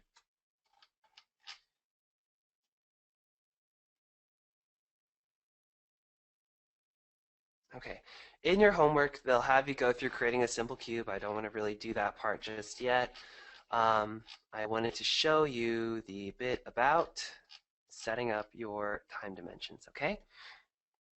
So in your homework, they have you set up a time dimension table. And they tell you to use fixed ranges, and then we add all of these different attributes. Great. So I will add our date time, and we can set it to go back to a specific point in time. So I'm just going to choose to go back to 2007, and we'll just do 1/1/2007, and then I'll go ahead 365 days. Okay, detail levels. They say add year, month number, month name, year, month number, month name, quarter, quarter name, week of year, day of week, week name, week of year, day of week, week name. Okay, good. Now, effectively, every time I put in a checkbox, what it does is it adds one more column to the so-called date table. Does that make sense? When I choose my range, I'm effectively saying how many rows there are. There's as many rows as there are days between this range. So there's 4,000 rows, let's say. And on each row, or what we're saying is in our table, let's add a column that says what is the year. Let's add a column that says what is the quarter. Let's add a column that says what are all of these for January 1st, 2007, January 2nd, 2007, January 3rd, 2007. We're adding a column. Under define, we can go in and say, well, what are your month names? Well, usually that's January, February,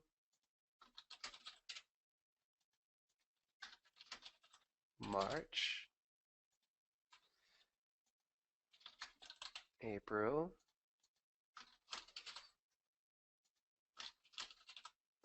Juni, Juli, August, October, September, November,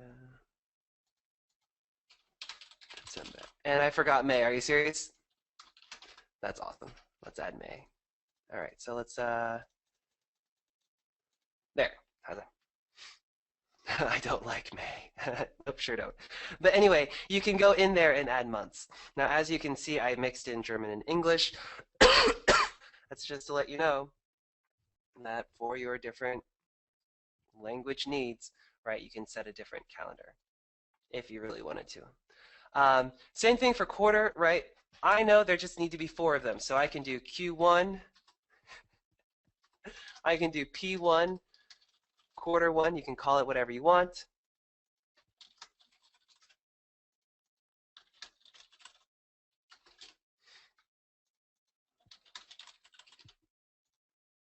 Okay. Same thing for weeks.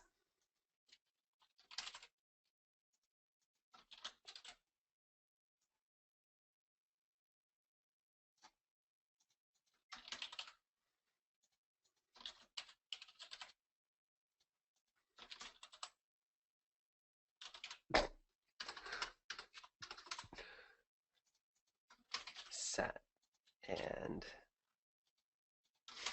sun. Okay. Okay. So again, or not again, but notice here you have the ability to choose a first day of your week. Good. If you have, you crazy accountants and your staggered accounting fiscal period things, you can set the offset here if you need to. Just make sure to reflect that in the days that you enter, or in the, yeah, okay. But it is possible to create a fiscal calendar that doesn't start on January 1st. In any event, we have now created our date table. Did we follow the instructions? Okay, yeah.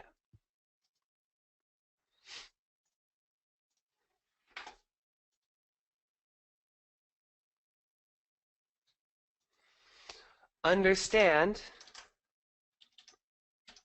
that this is not a derived table. This is a range-based table because there is literally one line or one entry for every day in the year that has gone, in the history of our table. But if had we built it based off of the transaction table, it would be derived, and there would be only an entry corresponding with the day that existed that we had a transaction on. Where am I going? Here. Okay.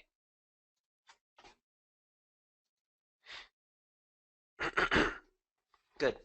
So what we'll do is we'll add this as a dimension table.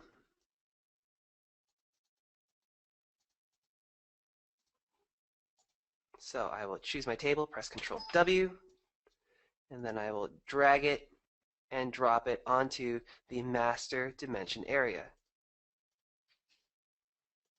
Okay. So as I take a look at these, this is something that might trip you up, so just take good note of this. Over here, when I drag and dropped customer onto the dimension table, it added country, we added country, we added customer, we set customer as the default date level, and it was great.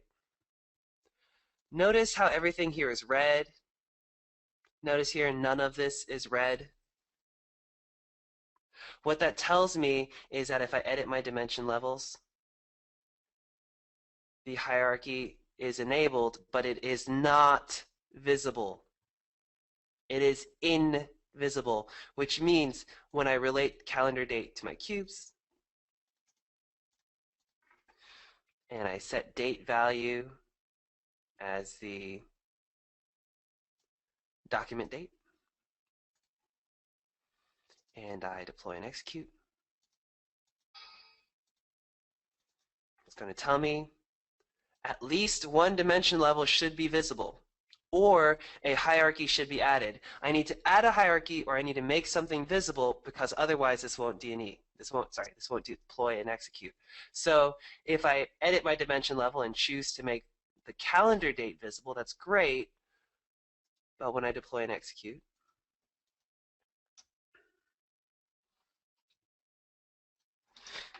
and I go into Excel, and I refresh my data source, notice that once I find it, calendar date, the only one I see is date value. That is the only dimension level that I see, because all of the other dimension levels are invisible. And that just happens to be the date default when you move the date table over, because they assume that you're going to be building hierarchies. So I'll go ahead and add, I wasn't ready to start talk about hierarchies just yet. Good. Does that make sense? We have the ability to make a dimension level invisible, which might be useful in some of our other dimensions if we're implementing hierarchies. But generally, we leave our dimensions visible. So let's go ahead and tackle the idea of hierarchies by adding one. Just right-click the dimension, the master dimension, and choose Add Hierarchy. And we'll call this hierarchy date YQMD. So we'll choose Oh, I can never remember if it's top bottom or bottom top. So we'll do year, quarter, month, day, and let's see if that works or if it's backwards.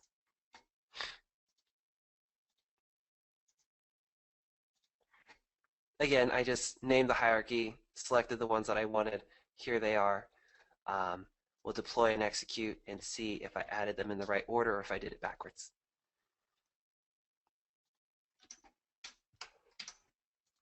We're back in Excel.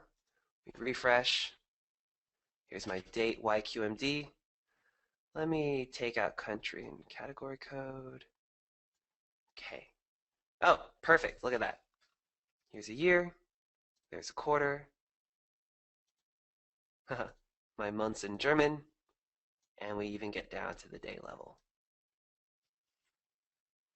Isn't it lovely? Okay.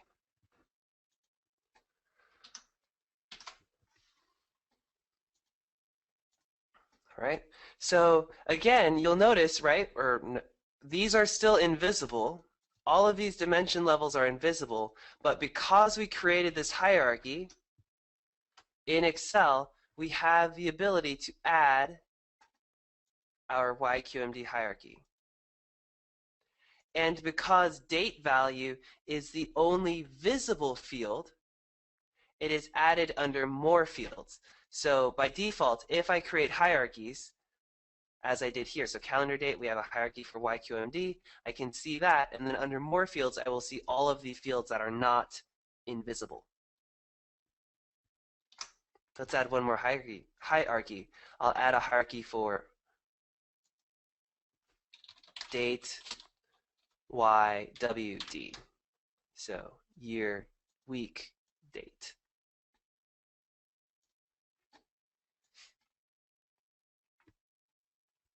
And we can deploy and execute.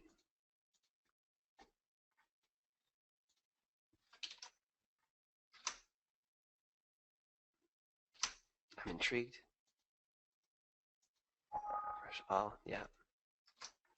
We need to update our cubes because we modified our dimension, our calendar date dimension. So let's deploy and execute our cubes. And refresh. There's year, week, day.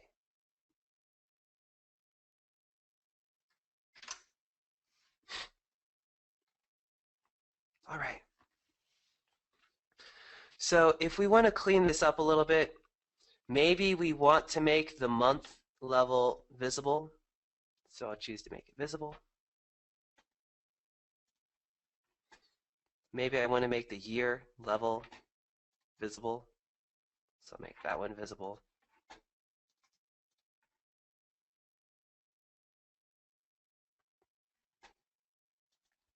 Okay.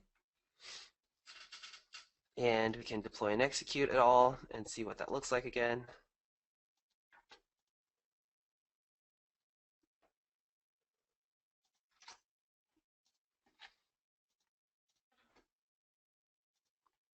Okay, we have our different dimension hierarchies, but now we also have date, month, year as visible fields that I can add to my report.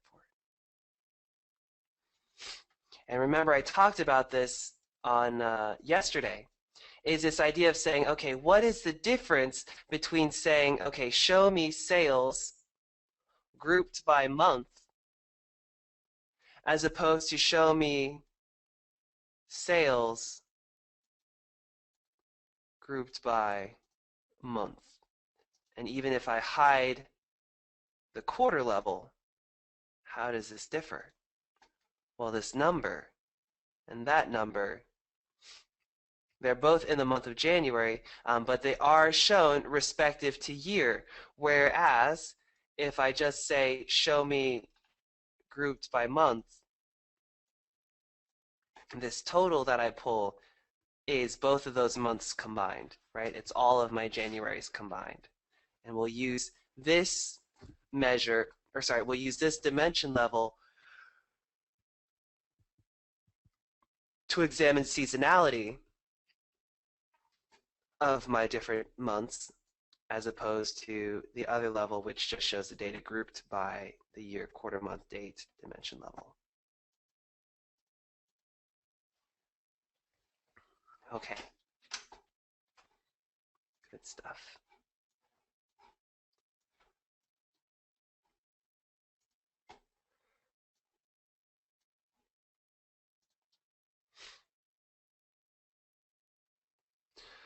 So I oftentimes have people ask, well, Jay, is it possible to flag certain days as holidays or mark certain periods as, let's say we're in manufacturing and we do 445. Is it possible to mark certain days as having certain properties so that I can add those as dimensions or filter criteria in my reports? And I'll say absolutely. It is definitely possible to combine range-based data and derived data.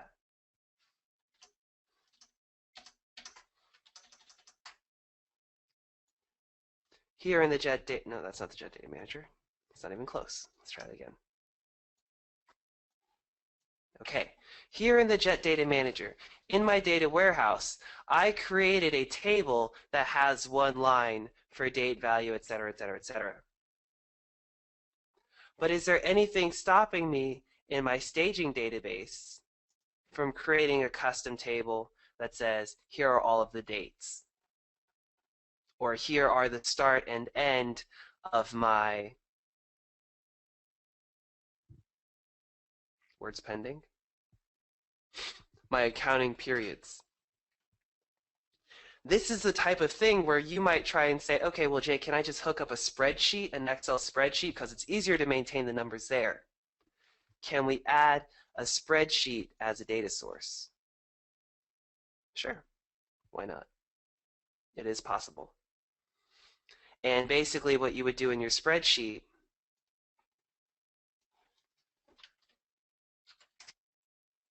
is you would have your list of dates. January 2nd was P1 start. And March 23rd was P1 end. I don't think these labels would be really the best ones, but basically the idea is you would create a list of dates, you would have all of your attributes about those dates, and in the exact same way that we combined data in the sales invoice header to the sales invoice line using conditional lookups, we would use conditional lookups to pull in those custom attributes and add them to our calendar date table to kind of extend what type of data shows up in our calendar date dimension table so that we can show holidays or seasons or 445 or whatever.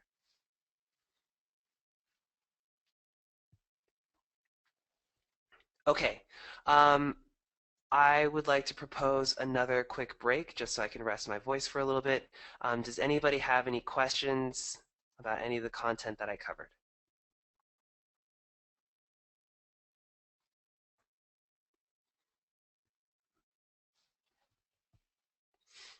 Tell you what, think about your questions as you have them. Let's go ahead and take another 7-minute break. So let's meet at 20 after the hour. We're not going to go the full 4 hours today. I've got a little bit more content to go over, and then I'm going to open up the floor to address your questions, go over the homework assignments, as well as I'll leave time to troubleshoot any of the customers who haven't been able to get the Data Manager and everything working properly. Okay, but for right now, let's go ahead and take a 7-minute break, and I will see you at the end of the break. Leave any questions that you have in the box. Thank you.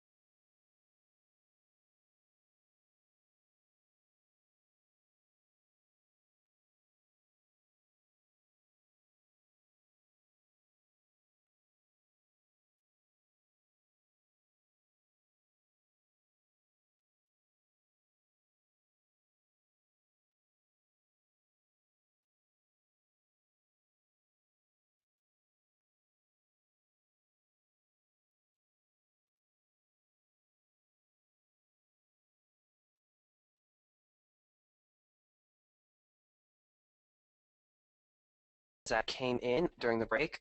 One of them was, how can a union be created? And I guess I'll need a little clarification on what exactly you mean by that.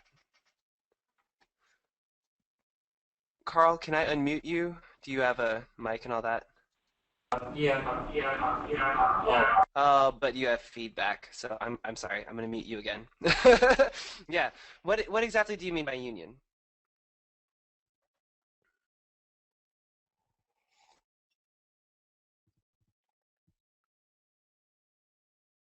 Okay, never mind. Or okay. Another question that was asked was, can a report be generated that cannot be refreshed? Can a report be generated that cannot be refreshed, even though the user would have database read writes? So that question is not necessarily a Jet Data Manager specific question, but I'm happy to field that. As we're building our reports, if I'm actually building a true Jet Essentials report that, say, uses a cube value function, like, where did it go? That guy, here. This report is built using a Jet Essentials function, and the question was, is it possible to create it so that they can't refresh it? Well, if I add the keyword plus values to my report, when the report is run, this value is replaced with a static value. So yes, it is possible to develop reports that are not refreshable. More important to us is the understanding that if I build a report that users cannot refresh, that also implies that I don't need a connection to my database in order to review this report. And that's critical because if I have, CEOs, CFOs, or just people in general that spend a lot of time on airplanes, it's important that I can hand them a report that they don't need a connection to my data source to look at. And if all of my reports are built off of pivot tables, if we look at our connection settings, pivot tables will try to refresh. Right? By definition, they're set up to look at analysis service and say, hey, get the most recent information so I can perform these calculations. It is actually not possible to move or add a new measure or a new dimension to my report without forcing it to recalculate. So one thing I'm going to teach you how to do tomorrow is I'm going to teach you how to create an offline OLAP so that the users can access the SAS data, the data from the cubes without actually being connected. And we'll take a look at that tomorrow. Please tell me I unmuted myself. I did good. Just occurred to me. I was like, maybe I didn't unmute myself. Good. All right. So then there was a question of how do I join two separate tables together? Okay. In our data manager, we joined two separate tables together, right? We said, when I'm working with the sales invoice header, or sorry, sales invoice line and sales credit memo line, I want to combine those two tables into the posted sales transactions table. So we effectively, I wouldn't say it's a union exactly, but we effectively took data from two separate tables and combined them in my data warehouse. Similarly, it would be possible to say, okay, well, a discussion on sales documents would not be complete if we didn't consider the sales header and sales line table.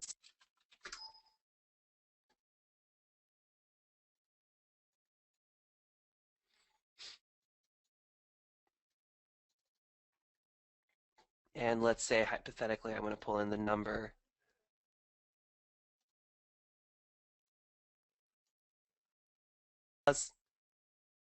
This table doesn't have posted sales. This table is actually in no way related to posted sales transactions because this data is all of the unposted stuff, my sales orders, my quotes, and all that business. So I would probably add it as its own table.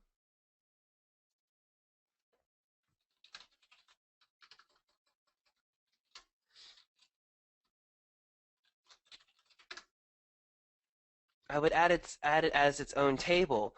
But when I'm talking about the sales cube,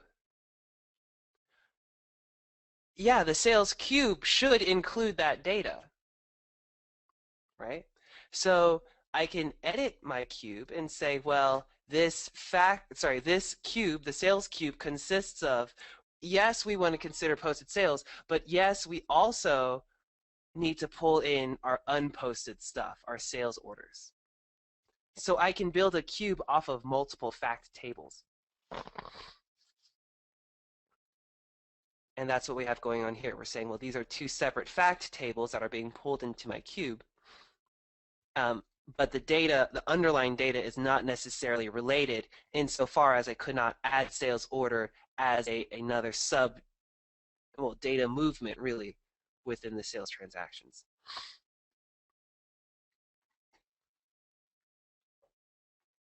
Okay, before we go too much further, what I would like to do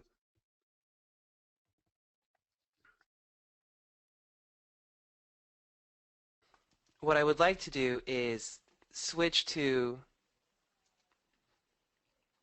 the master project or the standard nav projects and see how they're done. Let's take a look in here. Okay. Let's start by looking at our posted sales transaction table and see what all we learned. Okay. We recognize a data selection rule. As we expand one of these rows, one of these fields, we recognize that we have multiple data movements from multiple tables.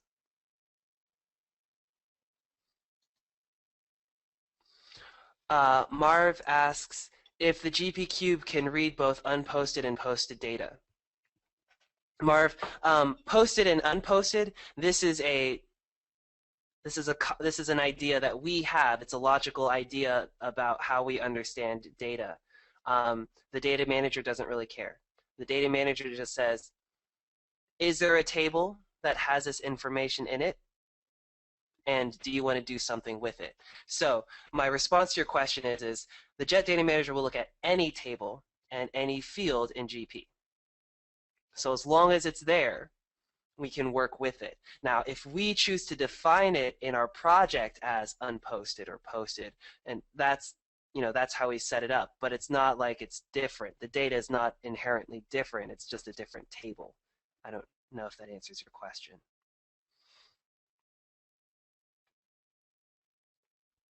Okay, good.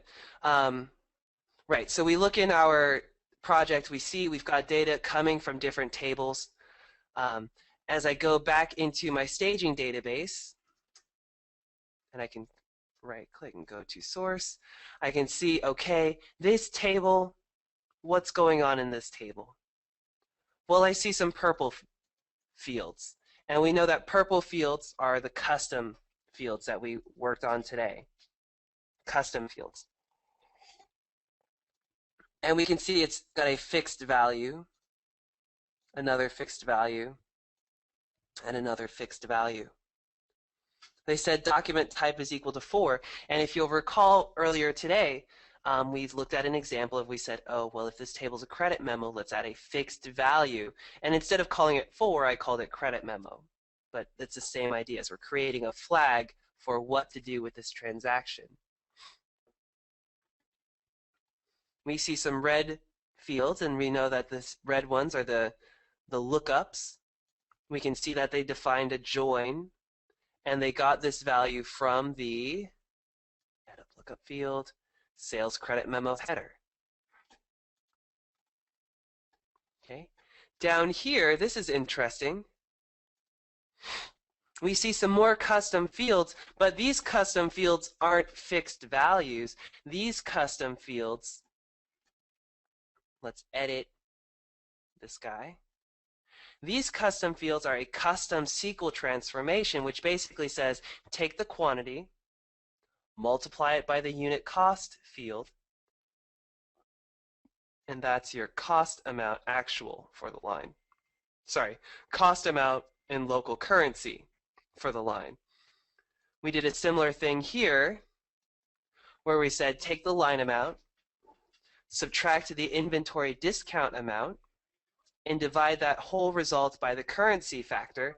And again, because we're working with amount fields and we're dividing by currency factor, we are ending with the sales amount in local currency. And they did a similar thing for the discount amount.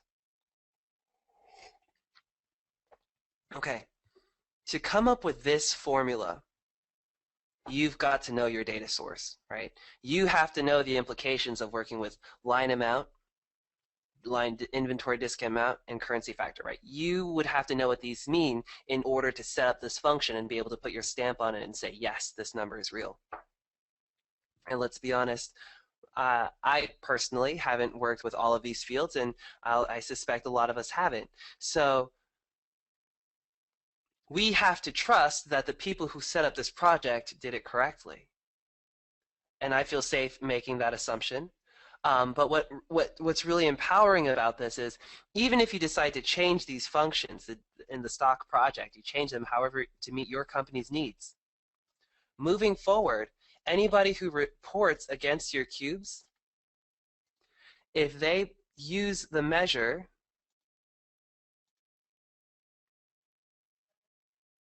sales order quantity, or they use the measure sales order discount amount, assuming that you, the person who implemented the cubes, have vetted the formulas, assuming that these are correct, no matter what, everyone's going to be calculating this amount the exact same way because it uses the same formula. The only thing that changes are the filters that are being applied.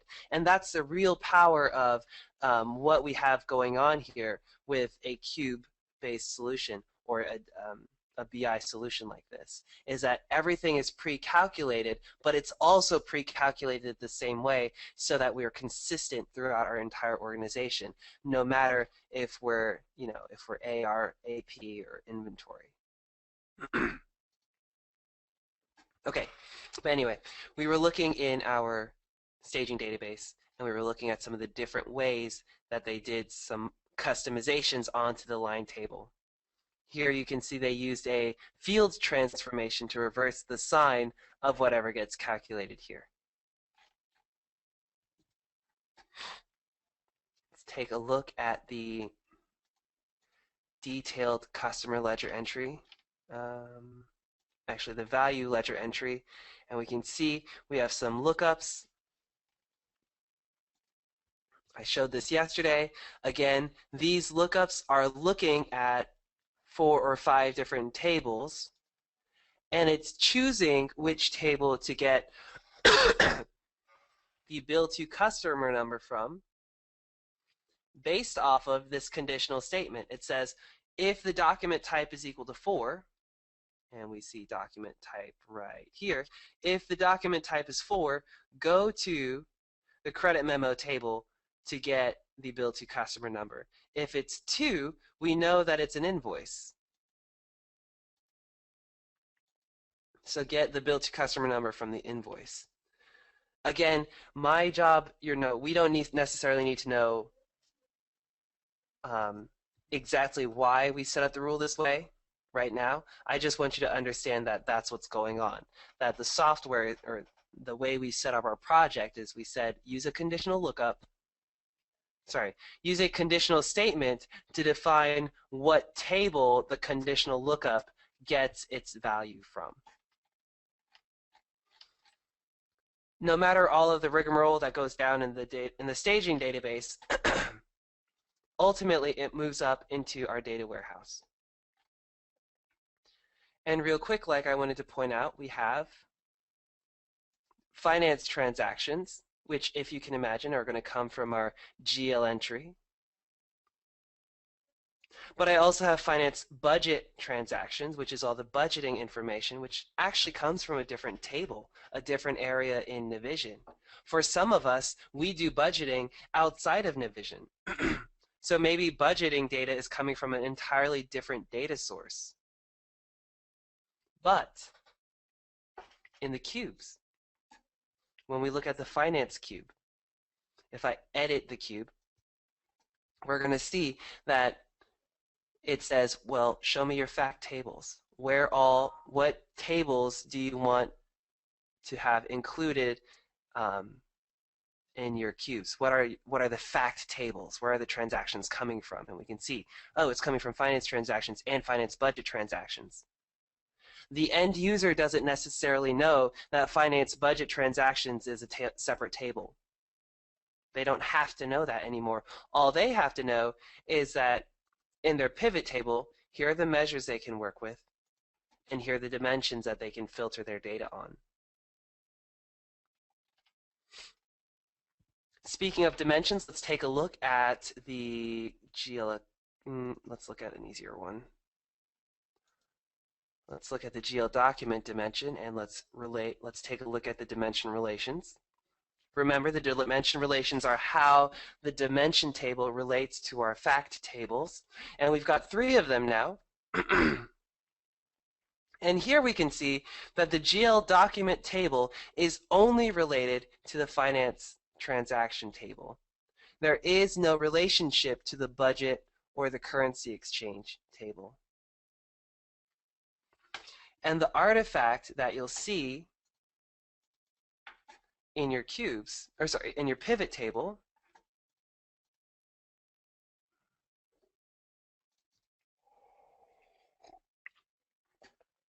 if I show, let's say, the amount, and let's find the GL document.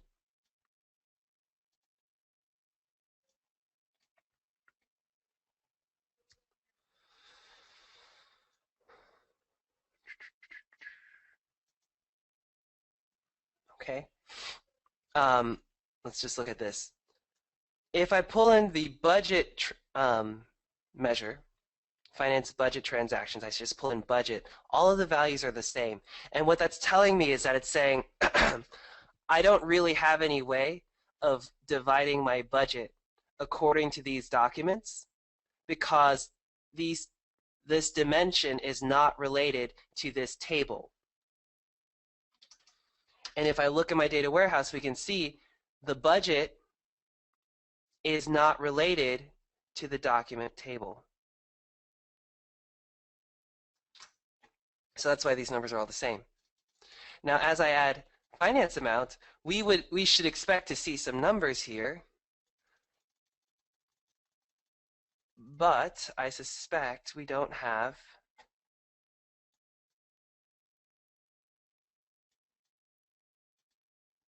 oh no, that's just curious.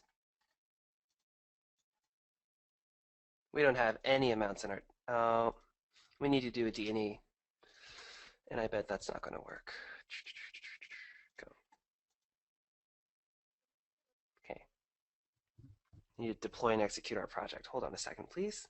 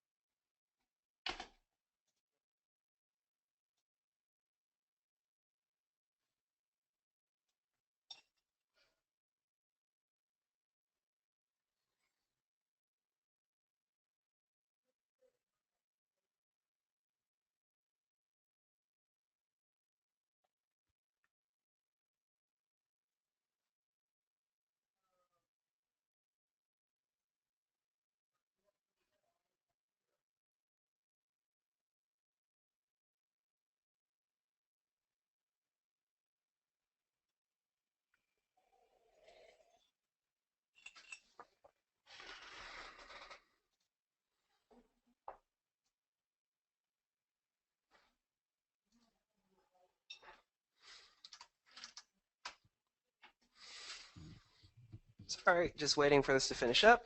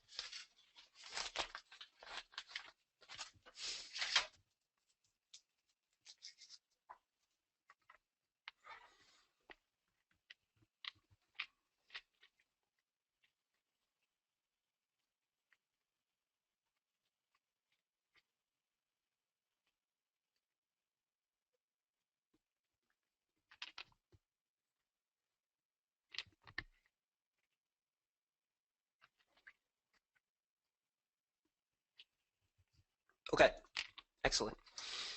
Finished. Let's see if we can't get a number this time.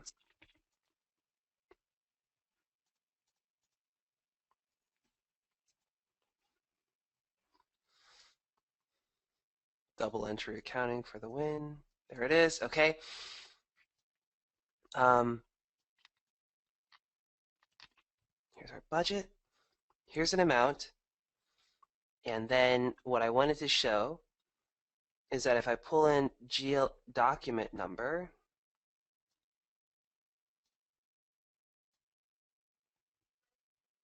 okay, we will have entries.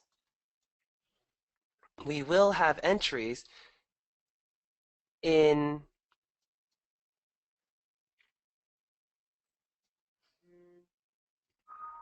there.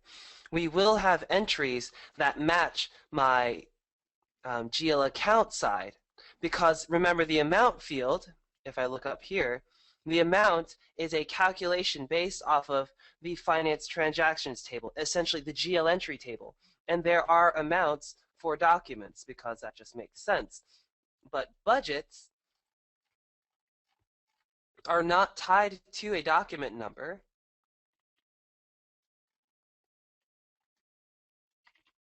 which is why the values are all the same.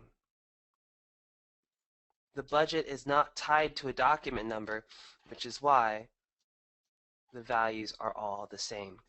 And that just illustrates what happens if when you set up a dimension and set the dimension relations, that's just what happens if there is no document number field and no document type field to relate the two together. The GL document, right, the key level of the GL document field is the number and document type. And the key level, or sorry, and there is no corresponding value in the budget transaction table. That's the long and short of it.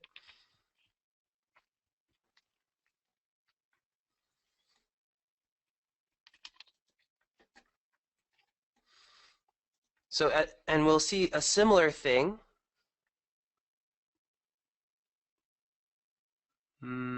No, we won't. Nope. We won't see a similar thing in sales. That's one of the only places where that, comes to mind, right? The finance transactions table, again, is built on 3 different fact tables, and certain dimensions only relate to one of the fact tables, and that's fine, that happens. Okay. Let's take a look at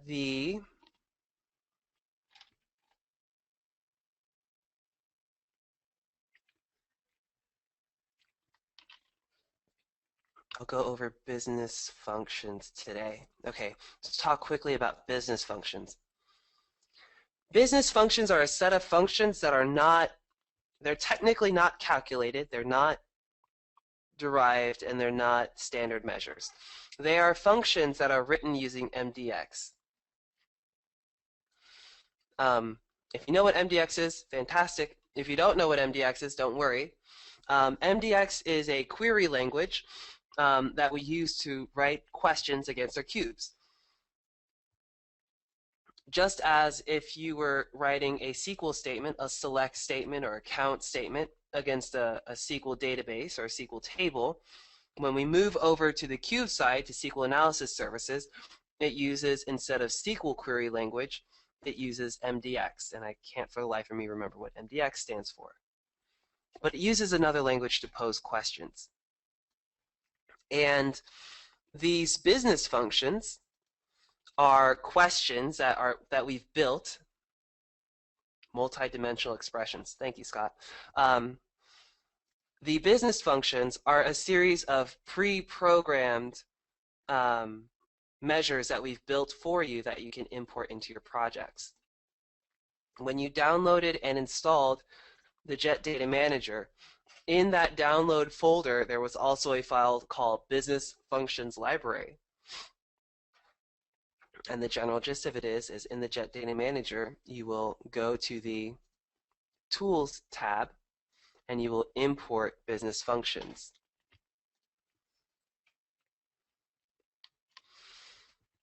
And you'll find the file, it's an XML file, you'll import it, and then if you want to add a business function or add a business measure, sorry, add a business, oh, I guess I have to add it first. Hold on. Let me see where I saved them to.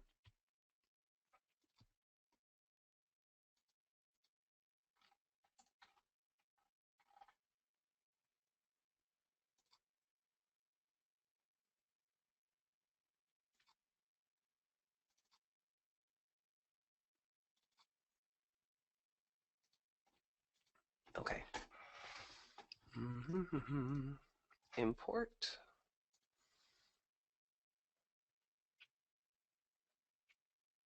Training. Business function library. Okay. Once you've added the business function library, you can select the specific ones to include. As you can see, there's a slew of them. There's a whole bunch of them. Some you'll use, some of them you'll never use, but there they are.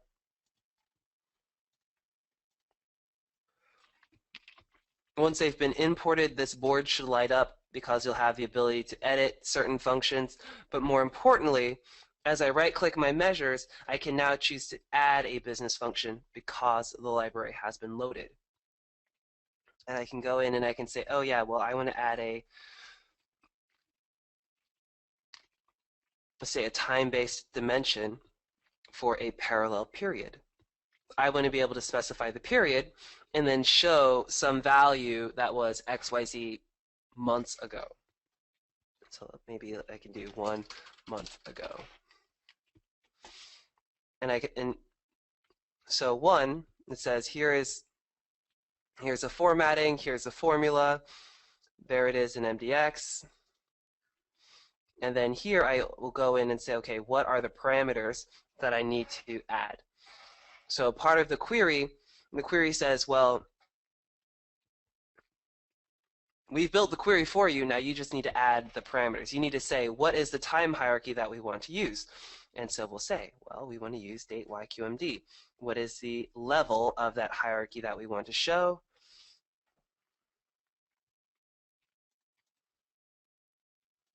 I want to say, we want to show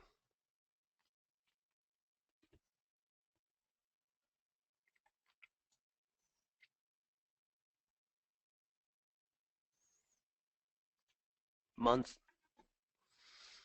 and let's go back 2 months, and then what value do we want to show? Sales amount.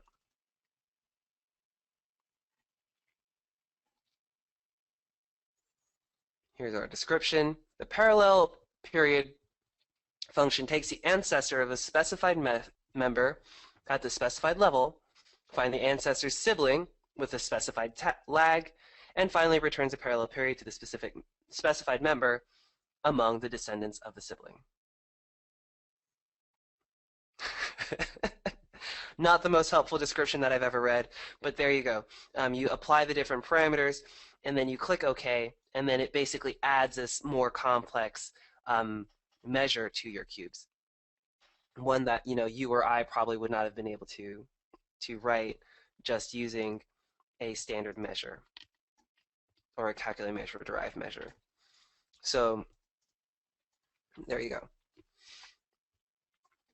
And that's the business on the function library. One thing to be aware of is that as we update our projects, if you were to look at the Cube store, you can see we have version 2.5 of the NAV 2009 project. We have version 2.5 of the Serenic version 1 project. As we update our projects, our business function library might update as well. So currently we're on business function library version, I want to say 3.1 or 3.0. So they change with time, and you want to make sure you have the one that corresponds with the version of your project. And please don't ask me, do I have the right one? Because off the top of my head, I don't know. But if you're concerned, you can send an email and say, here's the version of my project. In this case, I have Jet Enterprise Nav 2009 version 2.5, and we can find out what is the appropriate business function library for you to have so that all of the parameters are the same and they work with your version.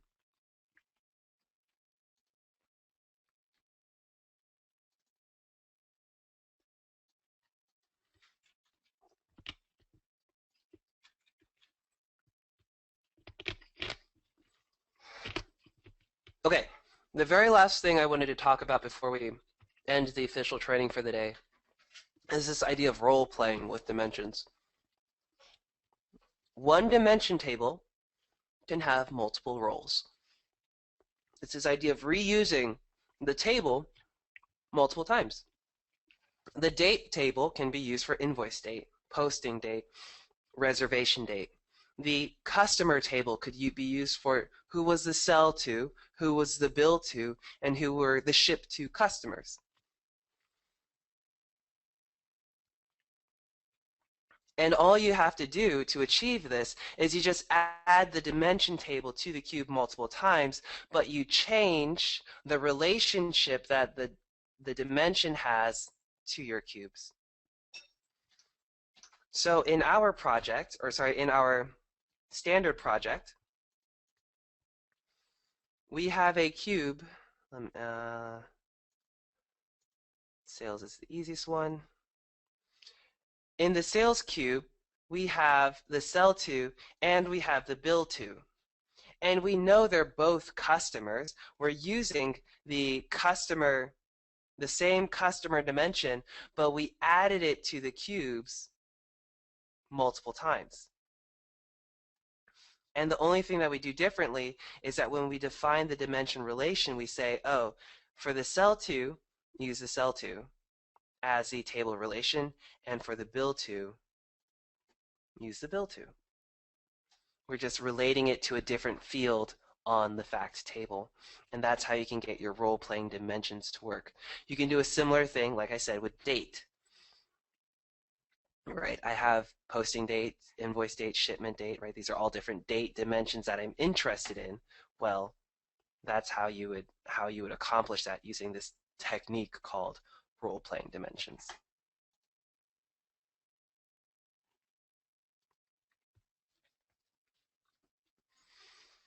Okay, that's it. That's pretty much all I wanted to talk about for today. So, um, what I'm going to do is I will leave the line open just as I did yesterday. I will stick around until the last person leaves or until 12:30 comes, whichever happens first, because I do have a customer that I have to deal with at 12:30. So I leave this opportunity for you to ask any and all of your questions. If you still have setup and configuration issues that we need to hammer through, please stay on the line so that I can get to you and make sure that you're able to complete the assignments.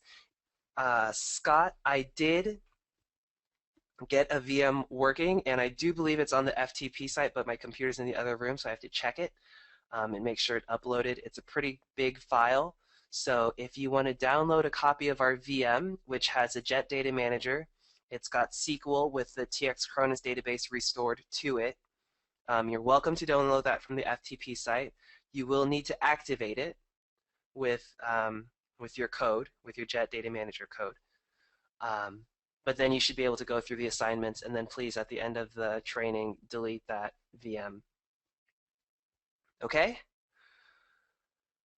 Do I have any questions before we go on, or before we end the training? So if you have any questions, go ahead and toss them into the box. I will address them. And then if you have configuration problems, let me know. Okay, this is a great and very important question. How do I get my Jet Data Manager activation code? If you don't have that, you should email our orders team, and you should email them at orders.us@jetreports.com. I just typed it into the chat box. Our orders team, they will send you a copy of your license file, and that license file will include your activation code on it. And then you just copy paste that into your Jet Data Manager. Craig says he doesn't see the VM on the FTP site. Let me step away from my computer for 30 seconds. Keep typing in your questions as you have them. I'll be right back. Let me just check it.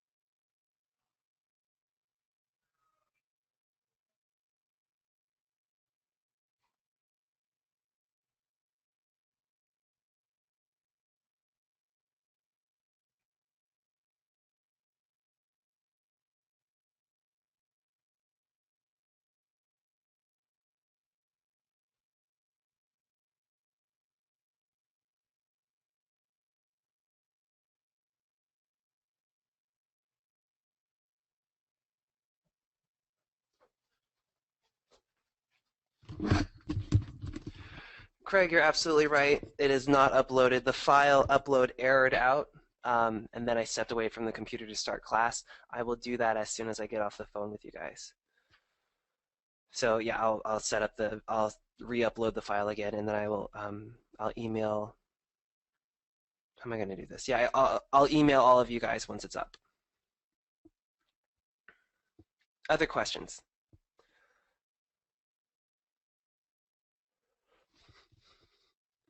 No other questions, huh? All right. For homework, don't forget to do your homework.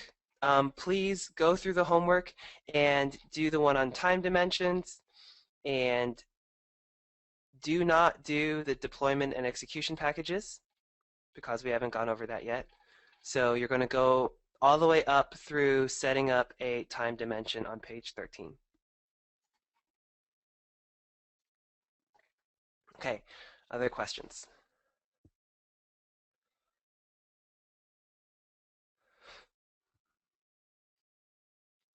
All right, see you, Warren. Okay, if you don't have any questions, then please feel free to drop off the call. If you need support getting Jet Data Manager installed and configured, please hang around. My master plan is to just show your screen, which will actually make it visible to everyone. So let me know if you don't want that. But I'll just show your screen, and then we'll just go through it right here, right now. So that's my plan. Who wants to go first?